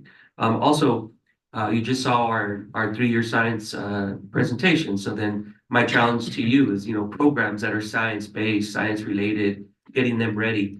We have more and more students, as you saw previous to that. Our students are graduating with AA degrees. Our students are getting certificates earlier and earlier and earlier. So I had brought up in a previous board meeting, the challenge of getting our junior high kids ready for that. Well, then our junior high kids, our elementary kids need to get ready for junior high, and it goes all the way back down there. So wonderful presentation. My challenge to you is to see what type of science base. I know you mentioned a couple, but how we can help expand that so that they're ready when they come to El Rancho High School, and 3 years of science isn't going to be anything for them. So thank you so much. Thank you. Thank you, Mr. LaFarga. Yeah, thank you very much for the presentation. Echoing the same comments. At the end of the day, our students are being kept safe. They're during after school time, they're learning, and based on the results, they're feeling engaged, which is the utmost important, right? And so wise investment in terms of the programs that we're offering and doing for the students. I did have a question. Just want to make sure that are we adequately staffed for all the after school programs that we're providing? Our ratios being held to the standard that is being set? Yes, we are. With Think Together, they do provide the correct ratio for the students they're serving with our TK students. 10-1. And with our 1st through 5th grade students, 20-1, and it's on their 6th grade population as well. The additional programs are usually site-led by teacher support with extra duty, extra pay, so they're able to facilitate the ratios a little different. And then with our tutor zone, we've also assured a smaller number so that we can address the needs of the students. And with respect to safety, have we had experienced any incidents at the school sites at all that We've had some minimal ones that come with the functions of everyday running a program, but they've been addressed quickly and effectively. We're being able to solve them for both the concerns that have been brought up to us as well as with their parents. Awesome. Great. Thank you for the presentation. Really appreciate it. Thank you. Thank you. Dr. Marino? I do have a couple of questions. Well, the comments are, yes, this is very informational, as I said before with the other presentation. And just letting everyone know, what this program is doing. Now, Think Together has been with us several years, right? Well, At least so this year they were with our middle school through the ACES grant, supporting our middle school students. This is the first year they're supporting our elementary school. Okay, so I needed that clarification. And so, yes, it's good, I do have questions on the surveys. So my understanding, the surveys are created by Think Together with input from the district. Yes. Now, is this input from administrators, teachers, principals, from whom? Mrs. Vela, Maya, and myself gave feedback to create the questions so that they can be sent out to our staff. Okay, yeah, my understanding is that teachers administer the surveys. We did, I apologize, to the students? Yes. Yes. Well, the program. Yeah, program leaders, I'm sorry. The teachers within the Think Together program, so We'll call them program leaders. Not the teachers of instructional day, but the after-school program leaders. Oh, okay, so not our teachers. The teachers, okay, so the staff from Think Together. Okay, I need a clarification there because then this would be an added responsibility on our teachers, which already have way too much to do. Okay, now, couple of things, my final comments. I would like to see more quantitative data. So this is to provide us homework support, and kids are more excited about coming to school because they have this enrichment programs. Like to see how this has improved attendance. Okay, and in the middle schools as well, I understand that 1 year is not enough. At the elementary, it takes at least 2 years to get that information, but to have more of a quantitative data so everyone can see how it's benefiting students. Now, my understanding from the last presentation of Think Together that it did not necessarily provide academic support, but more enrichment opportunities. Because what I kept hearing throughout this presentation is the academic, and actually it's your first page, academic and homework support. So I wouldn't want anyone to be misled by thinking they are providing academic support. It's more of a homework support in, of course, the academic areas.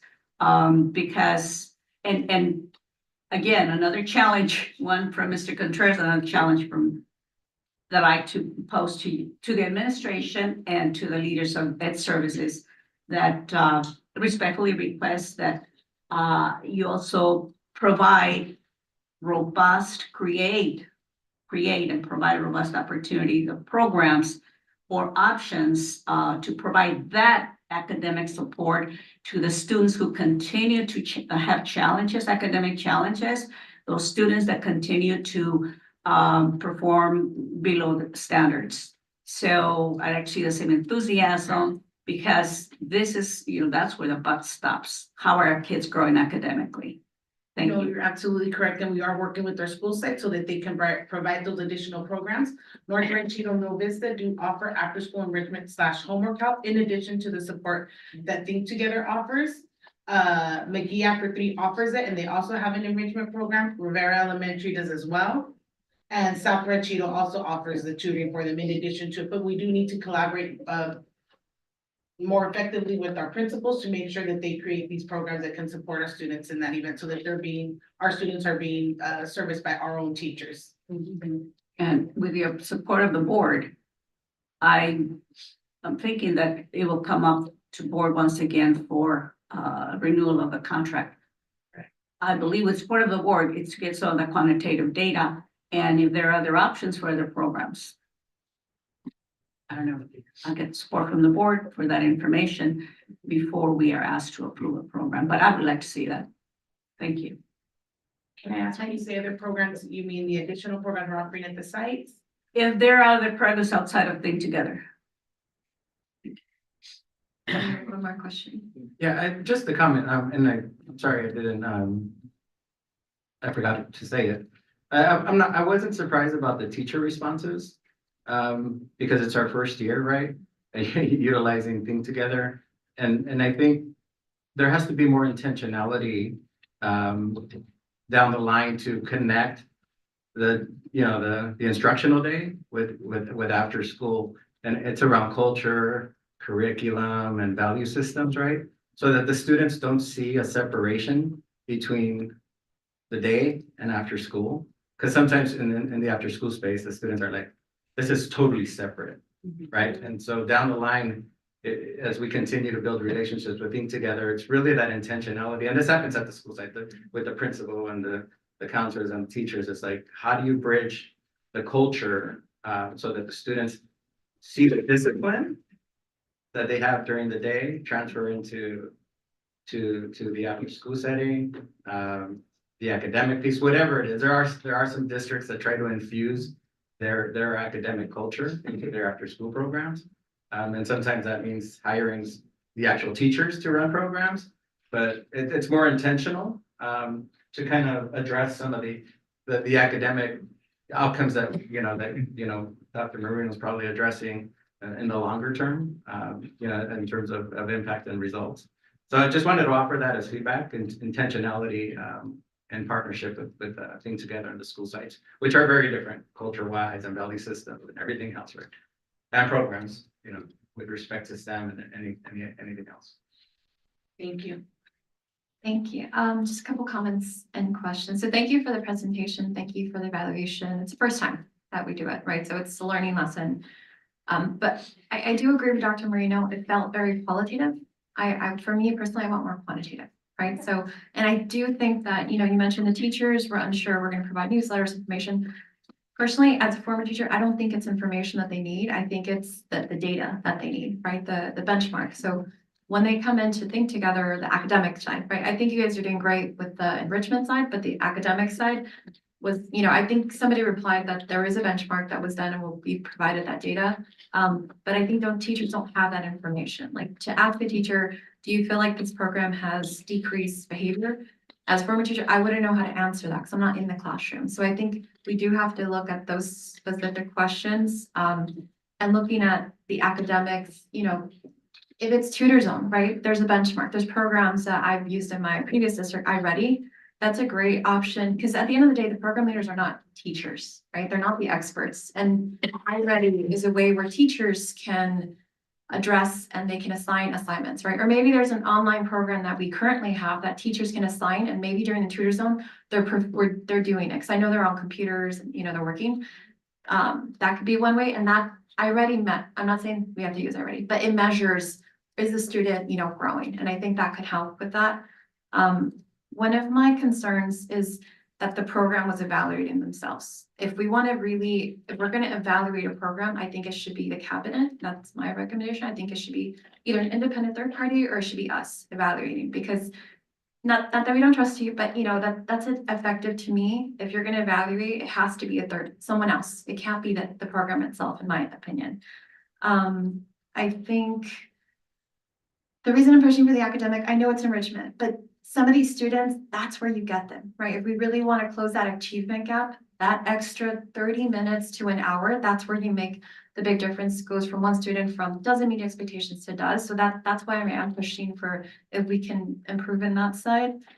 And then I guess my only comment was the principals were not asked the same questions the teachers were. And I feel like they should have been asked some of those questions, because maybe we would have seen the difference, right? The teachers were asked, do you feel like they're making improvement in academics? Do you feel behavior? I think principals should have been asked that if they're more on the ground to see because I feel I'm gonna be honest, when I see 100% satisfaction rate, that to me is red flags. It feels a little like, I had to look at the questions, maybe it wasn't, I'm not saying you're doing great, you probably are, but that to me screams, there's a little, something's going on. So I do want to agree with Dr. Marino, with Mr. LaFarga. We do need to grow in the academic side, get more quantitative data. I know you're going to be providing that, I think, at the board update, so thank you for that. And I do hope that in the future, when we evaluate, regardless whether it's Think Together or Boys and Girls Club, any program we do, I really do hope that we can do it from our side. And that's up to Dr. Vegas, but I do think it needs to be not the program itself, but an independent or us on the side. That's all. Any more questions or comments? Because I know I gave them a second chance. Yes, not to disagree with you, I totally hear where you're coming from, but I do understand from my understanding, and you can correct me if I'm wrong, just keeping in mind that ELOP is specifically, it's not supposed to replicate the school day. So I just want to make sure, that's clarified, but I do hear where you're coming from, and that is, you want to see that certain data, how they're growing, and, mitigating that, those learning gaps. That was it. Thank you. And I don't want it to replicate.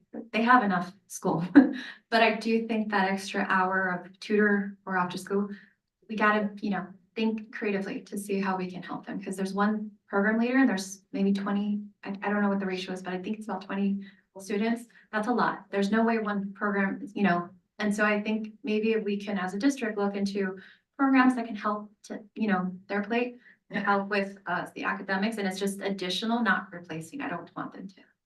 No, we'll definitely work with you together, as we continue the school year to, emphasize more on the support we give them. They do start with that homework, but it's not academic, that homework support, and that's why we brought in Tutor Zone for them to work on that academic piece, although it focuses in mathematics. And we did speak to principals, if teachers are interested in supporting students with, additional academic enrichment, replacing the word tutoring, they can offer it at their school sites. And we've been working with them to see how we can encourage teachers to participate, to make themselves more available to participate and help students, whether it's before school or after school. So some schools say it works better for me before school, great, we're hoping that they can support students in that way. But we'll definitely keep that into consideration, get more quantitative data for it. No, and it's the first time you do it, so thank you for that. Anything else? I think we're good. Thank you so much for the. Yeah, Oh, sorry, Dr. Vegas. thank you so much, Isela, and your team and Smaya on this. One of the things that we will be providing is really an analysis of how the kids that are in the programs are doing. And that would be very quantitative data and say, looking, are the kids doing better than they were before the program? And I think that's something that we've been talking about looking at that.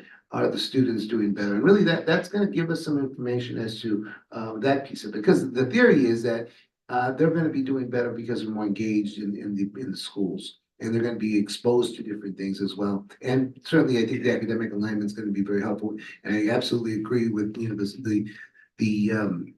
the research on extended programs, when though it's a separate program, when it does have those same norms and culture as in the school, and there's a seamless type of transition from the day school to the after school program, there's a lot of success. So I think, we're on the path, even though we're getting started, it's just when you're in. But I think there's a lot of steps that we're moving towards in the alignment. And we've had these conversations, we've got to maximize what we're doing with those programs to maximize the results for our students. And the only way we're able to do it is to reflect and look at the data. So we really appreciate the request for that. Thank you. Thank you so much. Before we say goodbye, we want to actually acknowledge our Think Together partners, the Director of Operations, Andrew Perez, and the Regional Manager, Jesse Durkin. Thank you for coming. Thank you for staying late. All right, moving on to item 13, discussion. Item A, the mini pitch project. Do you need a motion for this one? Because it's discussion. No? No, it's just discussion. Oh, okay. Okay, Dr. Vegas, take it away. Yes, and so, I do appreciate this opportunity. This particular mini pitch project that we're gonna talk about first is a mini pitch project that's being considered at Rio Vista. And so there's a history of conversation about a portion of Rio Vista to be used for, this, really wonderful, mini pitch idea, similar to what is in one of the parks here at Pico Rivera. And it's funded through, a different organization. And so I know Lisa's here, that he's been taking lead on this, project in current time. So Lisa, if you want to come up and just maybe share, where we are with, as it relates to this process. Again, we haven't made any commitments because we're still just in the conversation stage, but certain steps have taken place. And so our hope is to hear, where we are and then maybe get some input from the board and direction, whether this is something we should pursue. Good evening. My name is Luis Torres. Board members, cabinet and community members, Dr. Villegas. So yeah, I'm happy that I'm assisting and facilitating this project. As you heard from Dr. Villegas, it's a project that is going on the north side on the joint use area of Rio Vista. And this, we're looking at all the details. Nothing is concrete at the moment. We're working with the U.S. Soccer Foundation at the moment. And really we're evaluating what is needed at this time based off of the location where it's going to be set.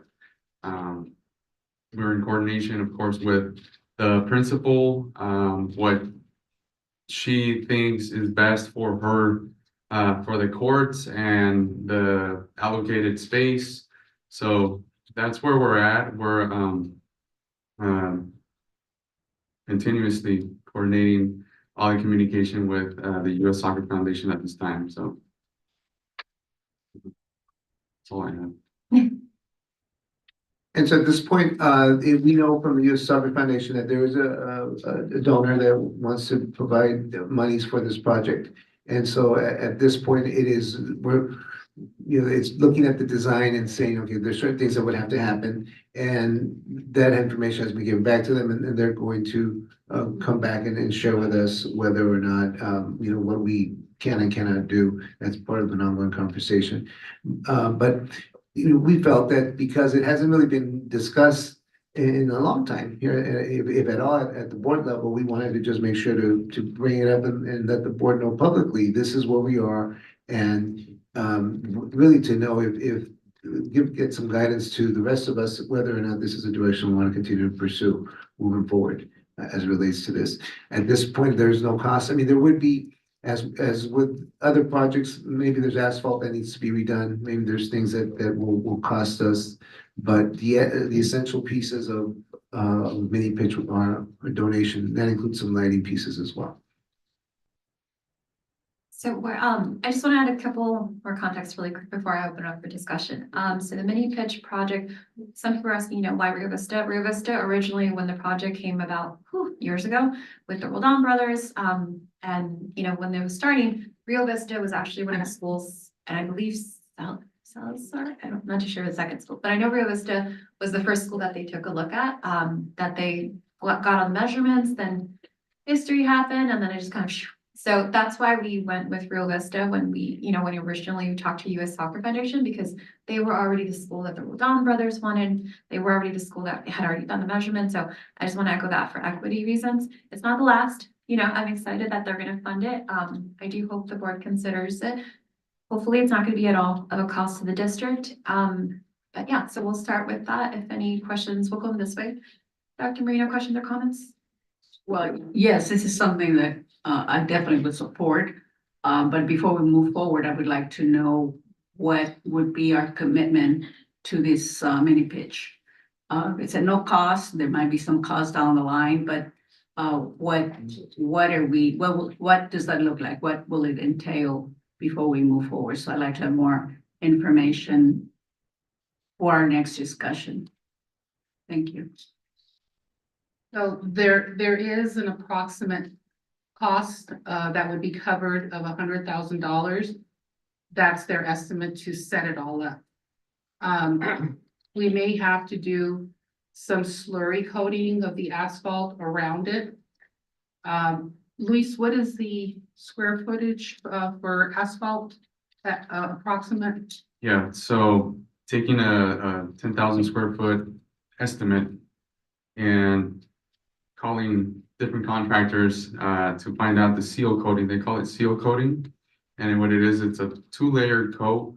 First, they have to address all the cracking, anything that's like gaps on the ground. So they address all the cracks, seal them, and then they apply a 2-coat, which is a seal coating. And the cost for and the estimate was based off of 10,000 square feet. And it comes down to 75 cents a square foot. That's what he told me. So Well, what I also have, would like to know is what is the impact? Because there is per ed code required outdoor space for the schools. And also, who will have access to it, what, the hours of operation, how will it impact? Will it have any impact on the day-to-day students being there? It'll be used by the students. It would be an extension of how students would be able to use it as part of their, play activities, and it would be used by students. And so, I mean, in terms of the impact, one of the questions, there's basketball courts in that area, so those basketball courts might be moved to a different location in the school site, in a different area in the playground. But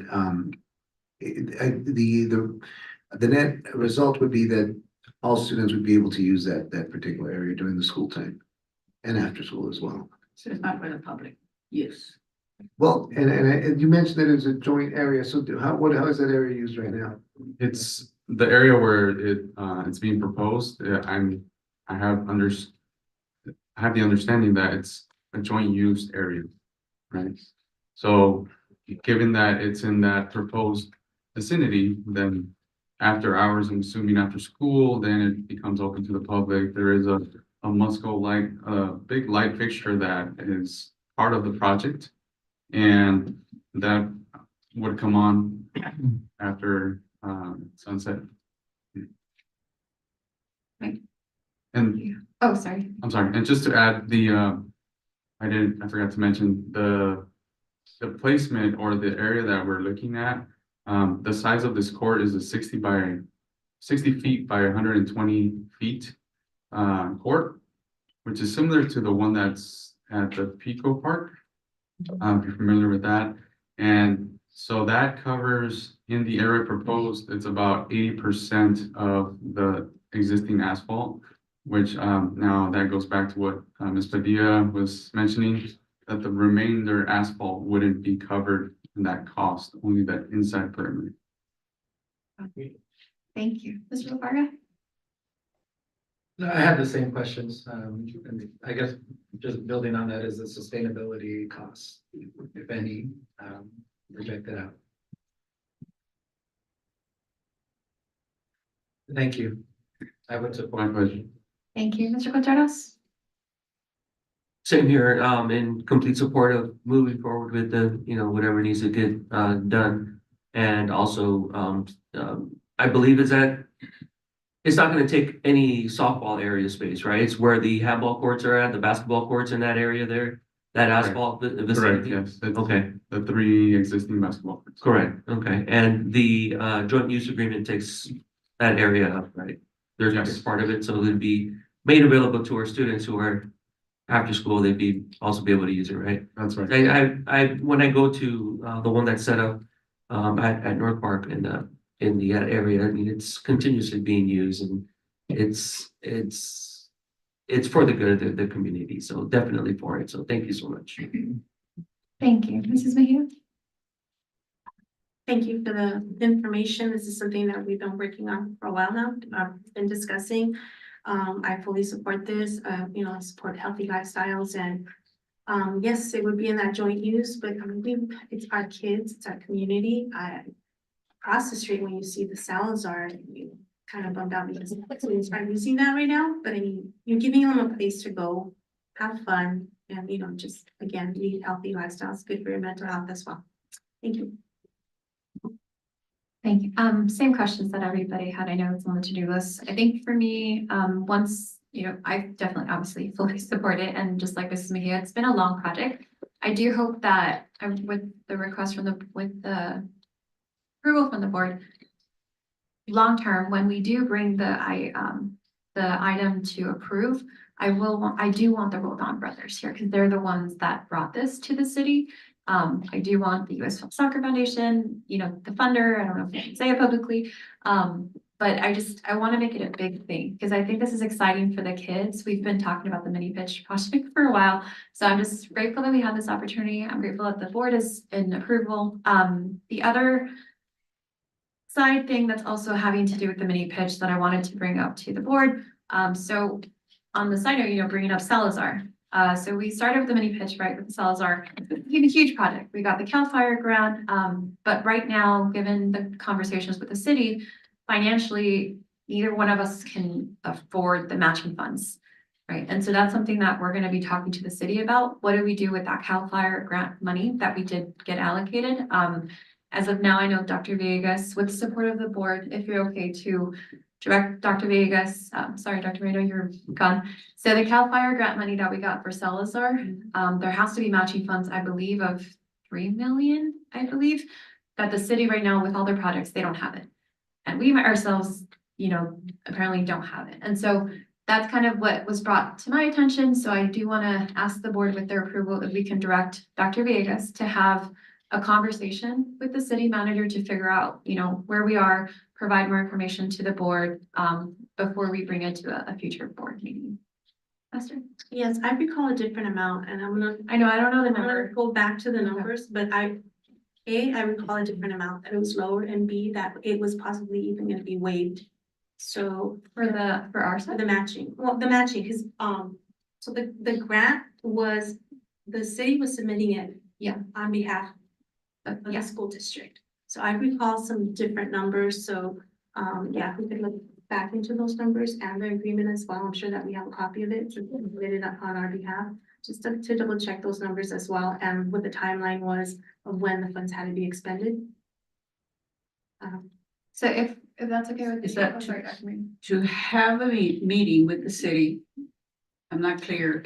Yeah, just to get for Dr. Vegas to have a conversation with the city manager and stuff, just to get more input as to what is the status of the CAL FIRE. Oh, yes, of course, thank you. If that's okay with you. Sure. Dr. John?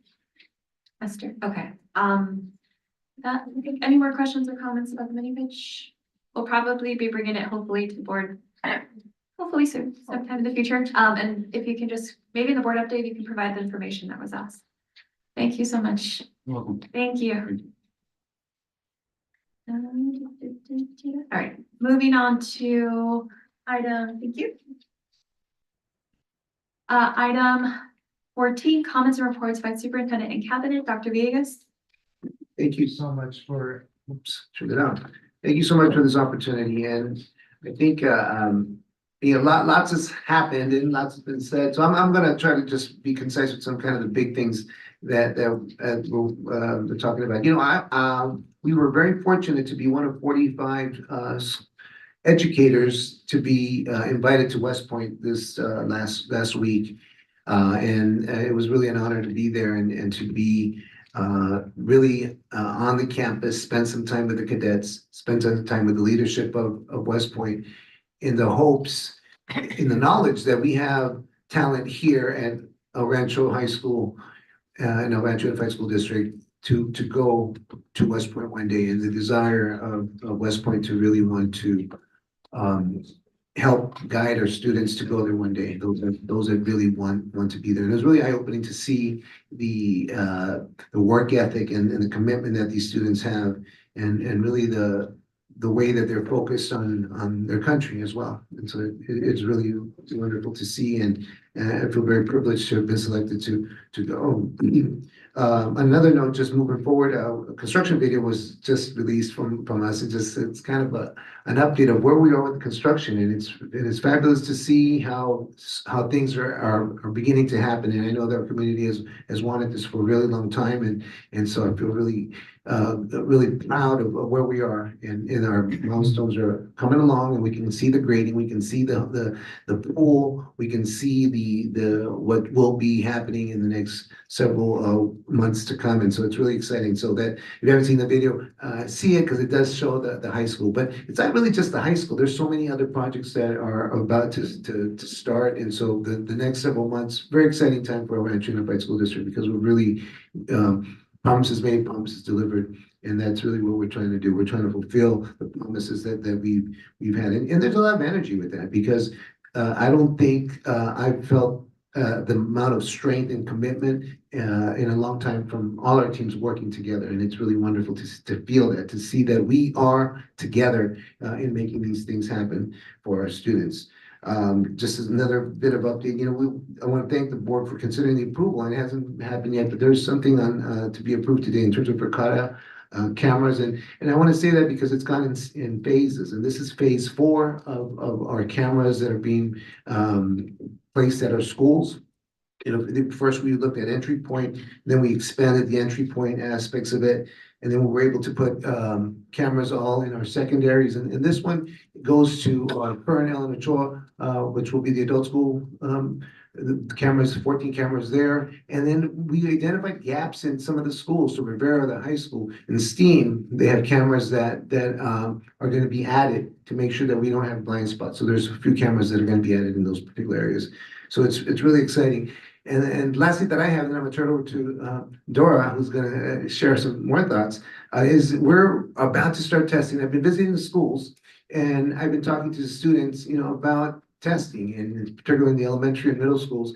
Testing is about to start, and it's really exciting to feel that energy. In the next 2 weeks, every student in the state of California will be taking these tests. It's really incumbent upon all of us to do the best that we can in these tests. And they've worked really hard all year. Our teachers have worked really hard. Our students have worked really hard to learn so many things. And I'm really excited about the possible outcomes that are going to happen. So again, there was a little video that went out about a week or so ago that talked about those important things. Students staying focused, getting good night's rest, being able to have a healthy breakfast when they come, and they come ready to demonstrate and believe in themselves. And so the message again to all of us, just a reminder, the test is an important aspect of it, and we need to show what we know.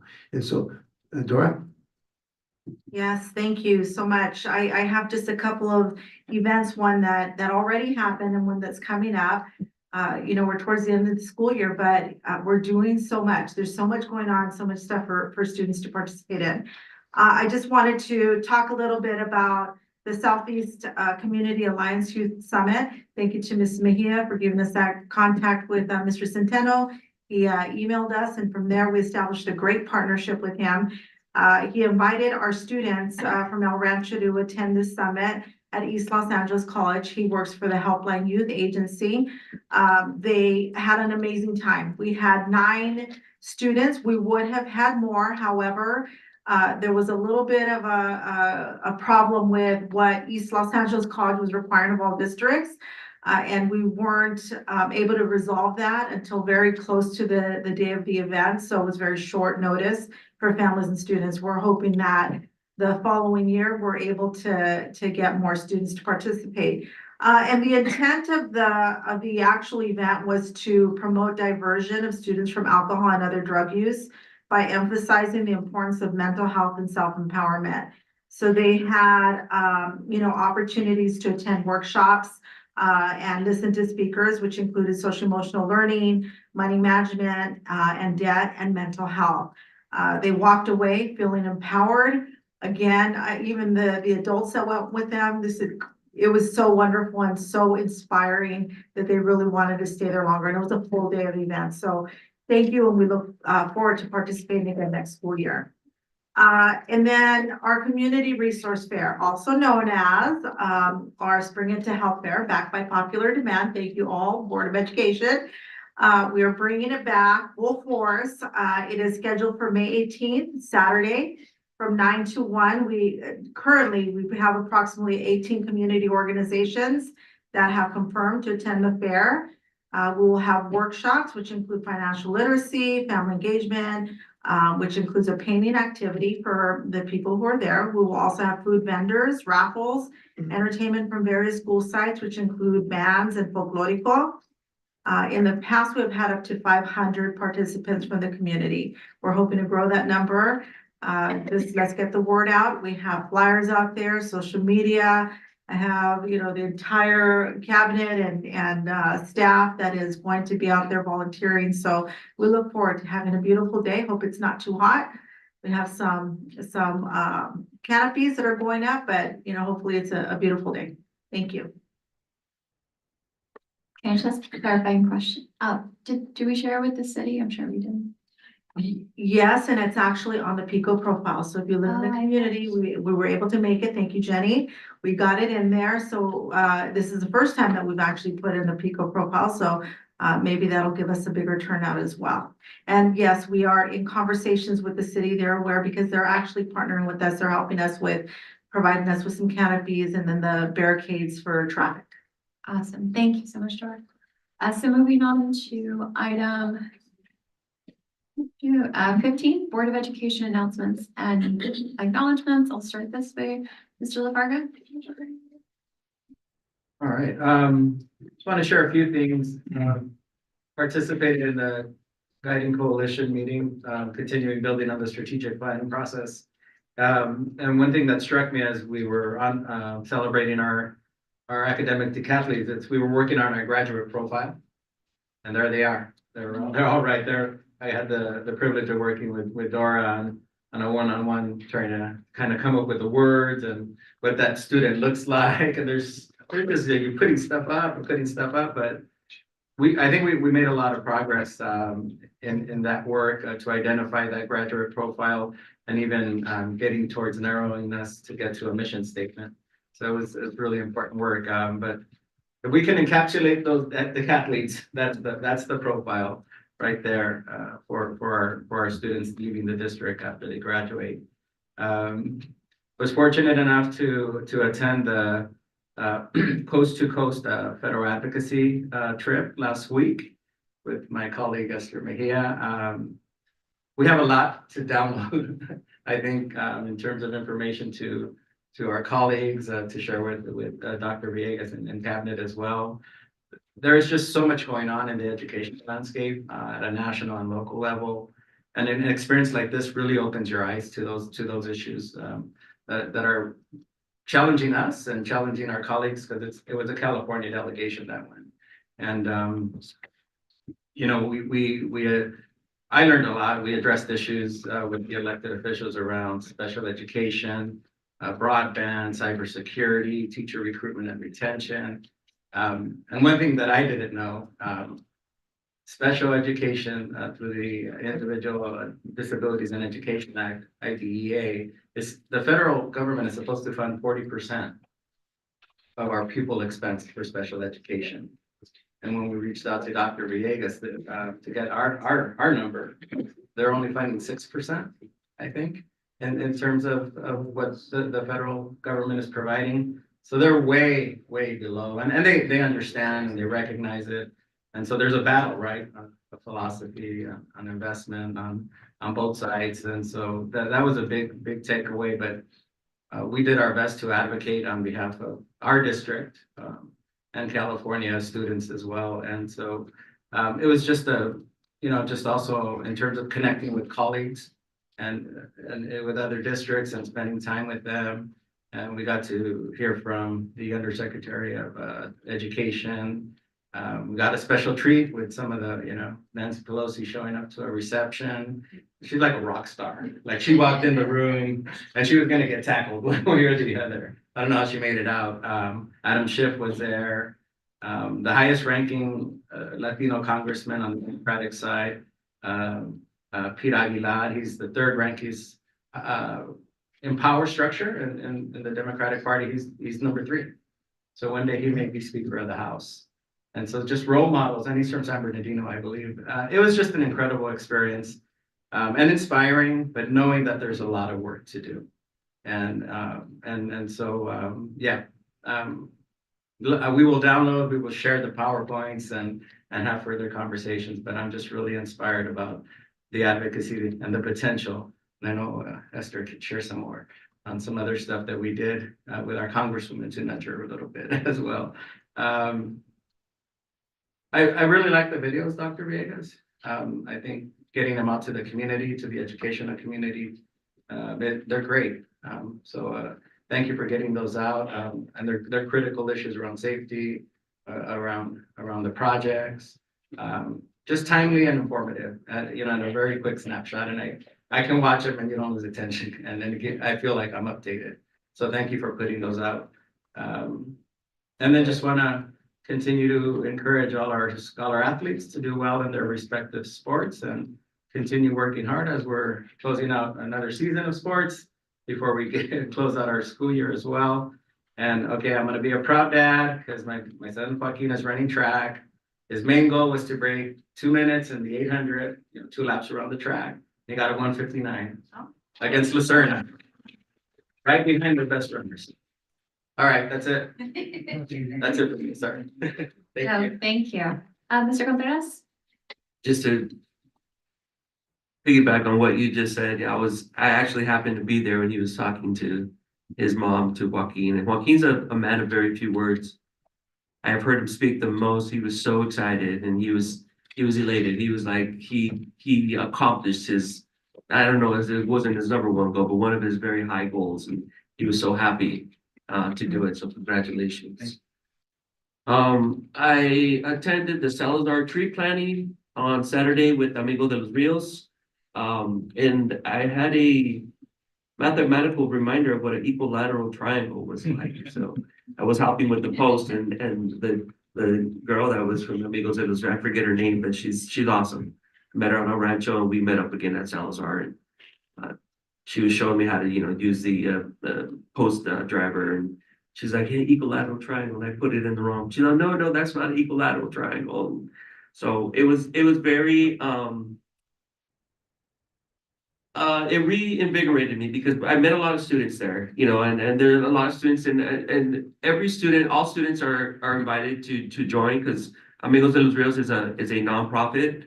It's not just students from El Rancho Unified, but students from all over the place. And you get in these conversations with these students and what their goals or aspirations are, and what they want to do. And a lot of these students that come out to these events are the ones that really get it. They want to help the environment, they want to help out in the community. So they're going to do good. They're going to go out and do great things. So thank you to everybody that was involved. I know we're not finished with Amigos de los Rios. I think there's another Rancho one coming up soon. I'm looking forward to doing that one and getting my kids out there. My kids had umpiring jobs to do that day, and my daughter had a cheer thing going on that day. If not, I would have had them there with me. Tomorrow, I'm going to be reading at McGee Elementary, my old elementary school. I'll be very happy to. I received a book, Fenway and Hattie, and I've been reading it, and I'm very excited to read. I'm going to be reading tomorrow as part of a program that they're kicking off to get the kids more involved as far as reading is concerned. So I encourage everybody to, when they get a chance, to read. And again, also good luck to all the scholar athletes that are finishing up the spring sports. I know we have a lot going on. And then also I'd like to, once again, I know it was said, show my support for all the teachers, the administration, all our admin that's here, our teachers, and all our staff. As was stated before with our union leaders, I speak for myself. You guys have our full support. We do things with the #1 goal in mind is, what's in it for our kids in our community. So just wanted to end with that. So thank you. Thank you. Mrs. Mejia? Yes, so first I would like to congratulate Joaquin on behalf of a Del Rio League champion in the 800 myself. So congrats to Joaquin. That's great. I'm very proud of him. So just to piggyback on what was said before too, I did attend the CSBA AXA Coast to Coast, and it was a really wonderful experience. And some boards took the whole board, the entire board was there. Palmdale is one example. Superintendent and all 5 board members were there. Well, I take it back. One of them broke their arm and wasn't able to make it, but they would have all been there. So yes, as Hector shared, fighting for that full funding for special education, advocating. He mentioned all the pieces. One that I want to elaborate a little bit more on is preschool, special education for preschool. What we're trying to advocate for is for funding from 1999 levels. And that's kind of disappointing that, we went backwards instead of forward. So I think we made really good cases to our Congresswoman. She supports most of the bills that we were advocating for, but this one, for some reason, she wasn't on board yet. So, we did share some personal stories and hoping that she, sees the students and the needs that need to be met and how it impacts other programs as well. When, not funding, then you're going to take it from over here. So it's other programs that we could fund. A lot of briefings, like Hector said, all day briefings, just learn. I did get to see some of the monuments the first night. I was out there very late looking at all the monuments. Beautiful. Oh my gosh, I'm so proud of our country, and just everything was really beautiful. We were able to listen to Cindy Martin. She had a lot of great things to say. She's a former superintendent from San Diego, so she represented California. And it's just a very amazing opportunity. I know that one of the things that a lot of the board members were saying, we're preaching to the choir. These are the California reps that already are kind of on board. So we're trying to, get together and advocate. They always say, don't agonize, organize. And so we're going to hold them to that. This is the CSBA O'Donnell. He says, he always says that. Anyhow, we're going to be knocking on doors next time, on other reps' doors from other states, because they need to hear it. They need to hear our stories as well. So highly recommend it next year for if we could all go, that'd be great. I attended the Salazar tree planting as well. 18 trees planted, about 30 participants. One of the students that I worked with, he's from another school district, and he was there because he needed it for his environmental science project. So I think it ties in with our science requirements. It was really nice to see all the outdoor learning spaces that they're creating. Really happy to see that.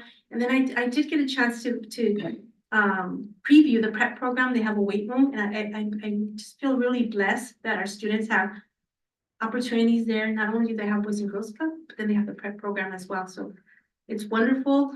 There's a lot of possibilities of more things that we can do. The boys and the girls locker rooms, those are big spaces.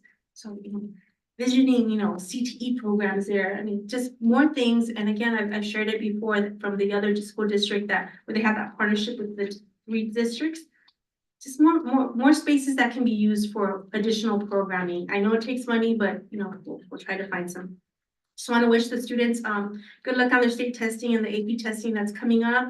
And like it was stated, kudos to Dr. Villegas and Belinda for those wonderful videos. I think it's important for our community to know what's happening. Wonderful job there. And just lastly, I look forward to attending the elementary schools open houses tomorrow. Thank you. Thank you. Dr. Marina had to run, but I can have her maybe send it through email, her updates. So I'm so jealous of your Coast to Coast, by the way, sending pictures of like Nancy Pelosi, like I'm so jealous. But I'm so glad you guys went, because I think that's our job as board members, right? To advocate, right? Not just to be at meetings, but to advocate at the state, at the federal level, so they can hear us, because we're the representation of the community, right? We're the voice for Pico Rivera, for our students. So I'm so glad that you guys went. I do encourage next year, maybe the whole board can go. Dr. Vegas, it's a great opportunity. So I'm glad that you guys loved it. I do want to thank you, Dr. Vegas and Belinda. The construction video was awesome. I reshared it on my social media just to show this is what we're doing. I'd like send it to all our Rancho alums, all my family. Like this is, because they've asked me, what are they doing at the high school? And so I think that video really captured the projects, which is great.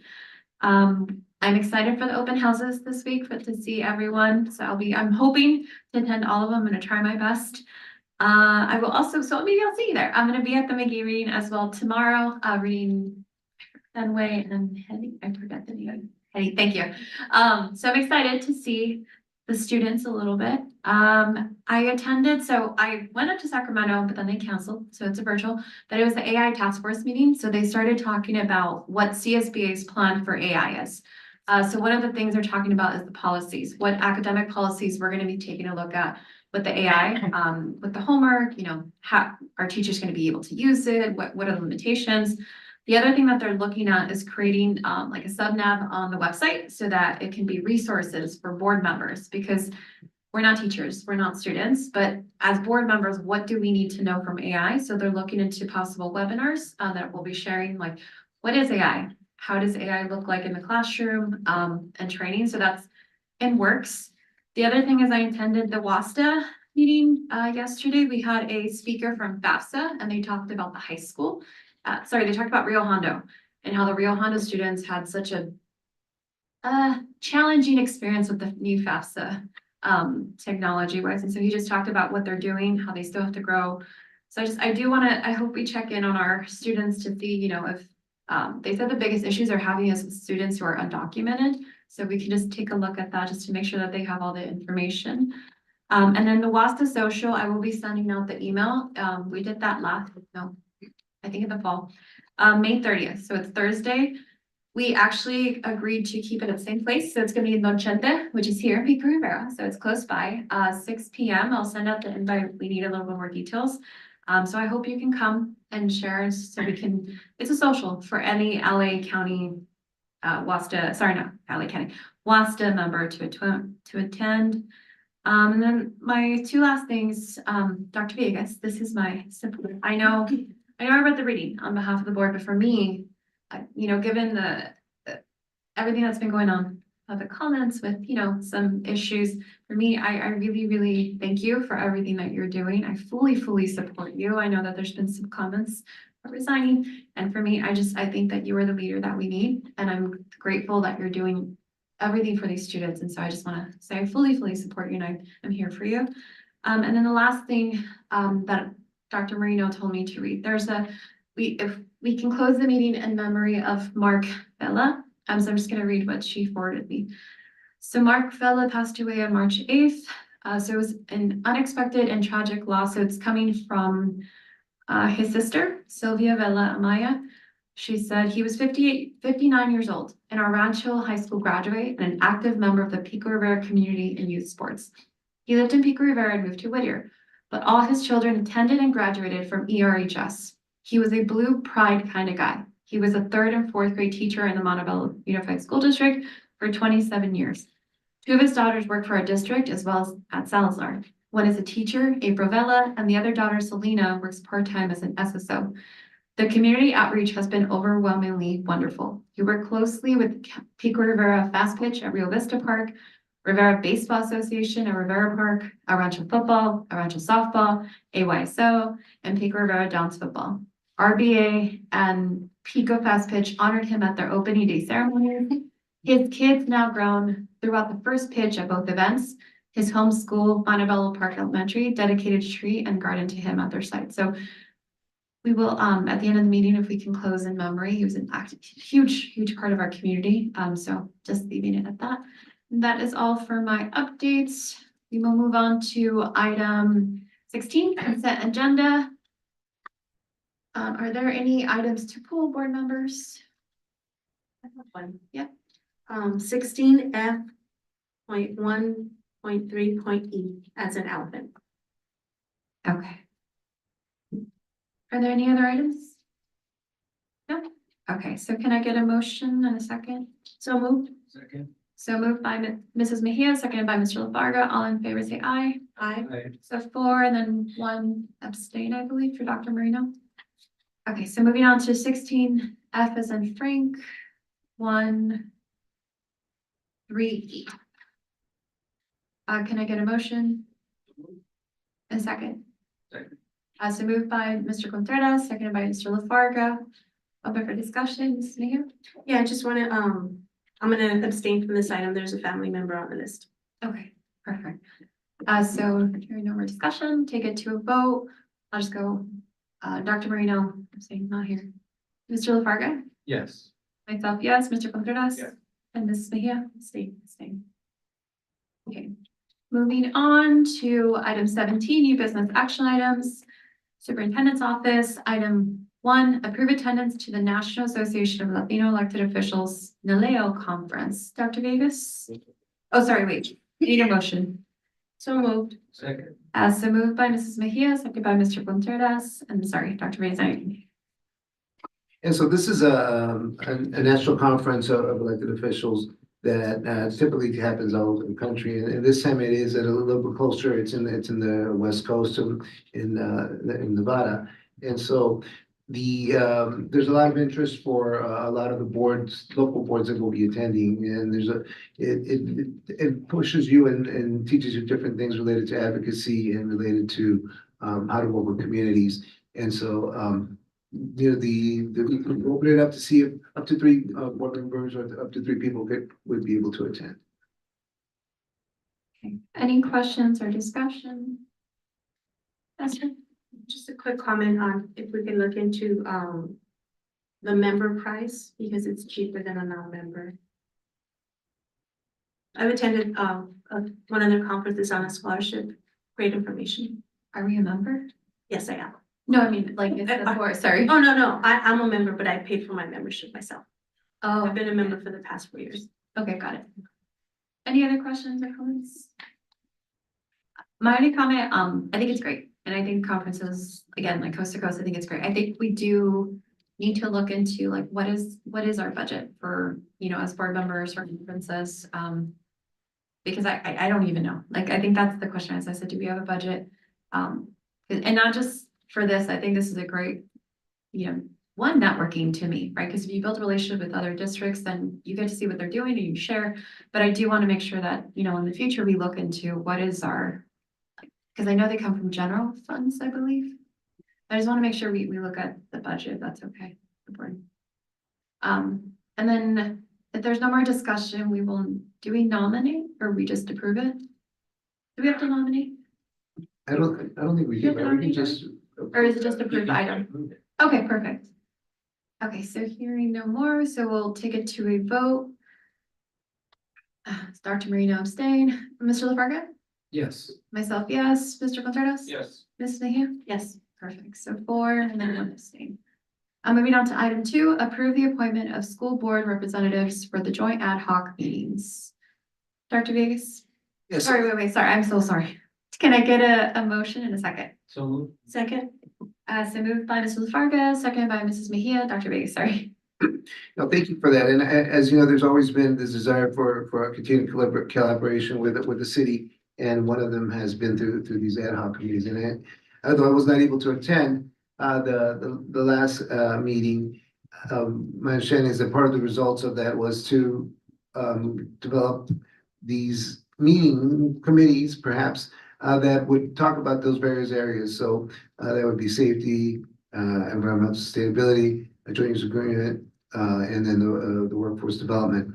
And so our protocol has been to be able to select people from the board to attend these meetings. So if the board would like to approve this, then we would be able then to select people that would go into these particular meetings.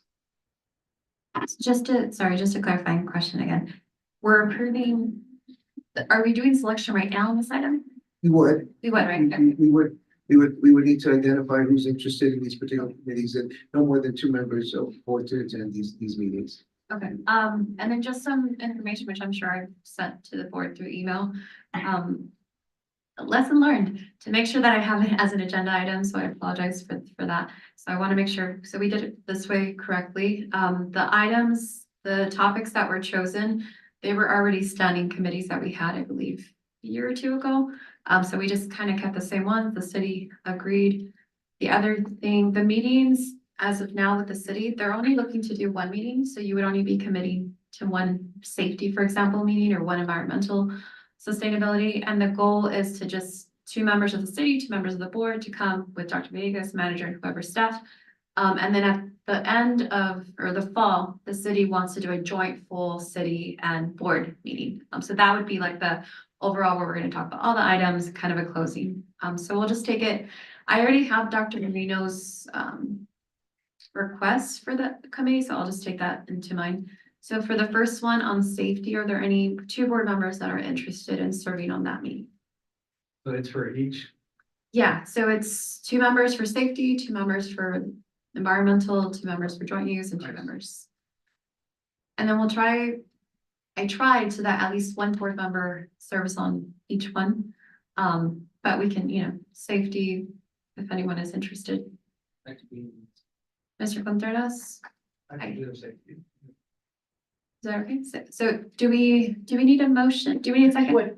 I think a good process would be to have everybody kind of lay that out and then indicate where, who's gonna be what, and then.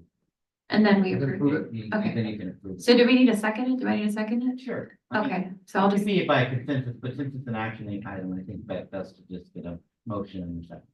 okay, so can I just do it for both of them? Yeah, like Okay. Great. once you have them all, After we do them all. like you can Well, have them after- all, oh, so you get the sorry. slate. Oh, perfect, Yeah, get the okay, whole slate, and Okay. then if everybody's okay with that as the slate, then you can approve them all. Okay. Yeah. thank you. So we have Mr. Contreras and Mr. LaFarga for safety, that would be the first one. Second item, environmental sustainability, just one quick information. So this would be the conversation about looking into the recycling, looking into the trash, as well as the beautification day that we were talking about doing jointly. So do we have any members that are interested in that one? I'm interested in that because I want to do beautification day with the city. Anyone else? I know, I have Dr. Marino's, I believe the other 2. No one? Okay, so I'll leave that position open. And then the third one, the joint use agreement, the MOU, looking at the existing MOU agreement that we have, as well as potential partnerships with partnerships with the city. Do we have anyone interested in that one? I'm interested in that one, Esther. I'm also interested in that one just because of the mini pitch piece, if that's okay with the board. Yeah. Okay, and then the last one, workforce development. Give me one second. I do believe Dr. Marino is interested in that one. So workforce development, I'll put Dr. Marino. I believe she was interested in that one. I'll go down. And John?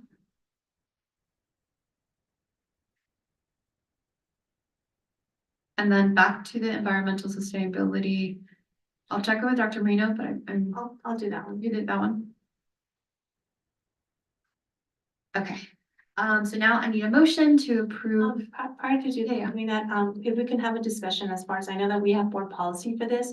Part of the board policy states that we should be more specific as far as how long is these committees gonna last. So case in point, I know that we had already done this process last March, and I mean, it's kind of the same, right?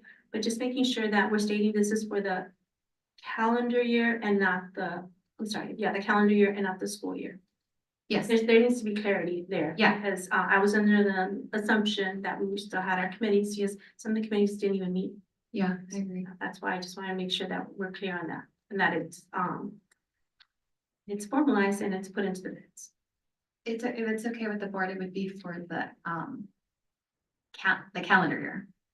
If that's okay with the board. Yeah. So it would be up from now until Okay. end of, So through January, through December. December, yeah. And then you can revisit it in January. Okay.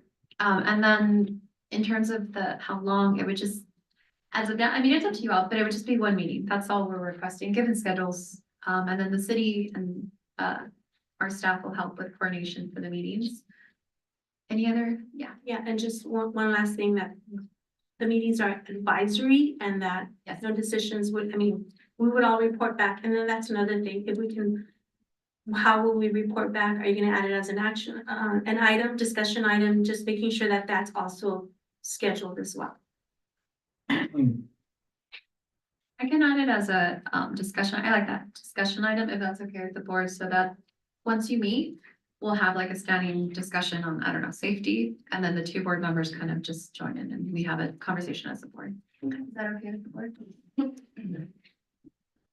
As part of the safety committee, I'd like to see, and I don't know if we have to, but it talks about if it's in our or guidelines, to add the chief of police, include him within the safety meeting or not. I don't know if I need a second, or we can just include him. I believe he's very vital to our safety in our school district, and I think he should be at that meeting. So we were saying that, it would be up to the manager and Dr. Villegas to see who he wants from his staff at the meetings. Yeah, but yeah, I would agree Yeah. with the chief of police being part of Yeah. that committee. And it's, it's distinct in the operations that we do. I mean, as a district, we meet with the captain, we meet with Mr. Pomona, we meet with different people related to safety issues. So this is going to look at safety, not the daily operations of the school. It's going to look at bigger projects, safety as it relates to evacuation and bigger aspects of it, which of course our chief should be part of that. And I'll just want to define that. So that's actually, so safety, one of them was, just safety and how can we collaborate and make it safer? But the other one was, I know Dr. Monica Sanchez mentioned, Mrs. Mejia, and how the conversation of, if there's a national disaster, what are we gonna do as a city? What is the board doing? What is the district doing? So I know that's gonna be a topic as well with safety. Just wanted to add that. Yeah, no, it's okay. Just, so I really like safety as well. Not that I want to be on the committee, but is it okay if we email some questions? So to the point of for Dr. Monica Sanchez. So the city's supposed to have a hazard mitigation plan, something that I requested for this school district as well. It has to be approved by FEMA, and I don't know that it has been, so that's like a question that I've been wanting to have so if we can forward questions to the people that are on the committee, I think that would be helpful, and hopefully there's consensus. By way of just kind of a brown egg thing. I wouldn't And I don't send have it a to problem. I think it would be maybe if it would be to the other, like to the city, either the city folk or to the superintendent instead of to your. I wouldn't send it to the whole board, Got it, because I know that we got it. only speak to one about a subject matter, and I would just send it to, that's it. Or we can do that where you send it to the superintendent, like whatever questions, which I love the idea. Because I had questions about. I think it's a great one. Yeah, so the protocol will be any questions that we have for that specific meeting, committee, we'll send it to Dr. Villegas. That's fine, that's okay. Okay. Any other comments, questions? No? Awesome, so we'll did I get a motion? No, I didn't. Did I get, I'm blanking out. There was a motion. There was a motion, right? Yeah. And a second? Okay, it's late, sorry. Just before we move forward, I wanted to get back to 1781. Do we need to choose the three that would be interested in going? So No, I think he said that we can just. We don't, we got, we had some interest already given, so we're gonna take those interests. so we're good. Yeah, so we're good, yeah. Okay, so we're gonna go on to item 18, recommendations for future agenda items. Are there any recommendations?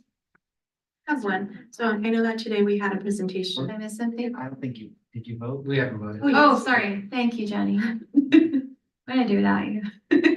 Okay, back to item 2. So let's take a vote. Dr. Marina abstained, Mr. LaFarga, Yes. myself, yes, Mr. Contreras. Yes. And Mrs. Mejia? Yes. Thank you. Moving on to item 18, recommendations for future agenda items, Mrs. Mejia? Yeah, I just wanted to see if we can get Reach to come and present. I know that, we heard from Think, but Reach is funded through ACES. It is through the city, but they're servicing our students, and just so you see all the great things that they're doing as well for students. I'll second that.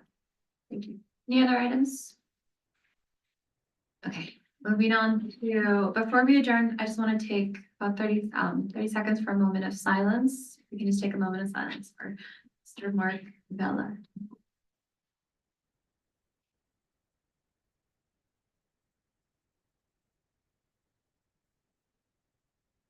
Thank you. So moving on to adjourn the regular board meeting of education of April 16th at 9:29. Can I get a motion? So moved. Second. So moved by Mrs. Mejia, seconded by Mr. LaFarga. All in favor say aye. Aye. And then 1 abstain.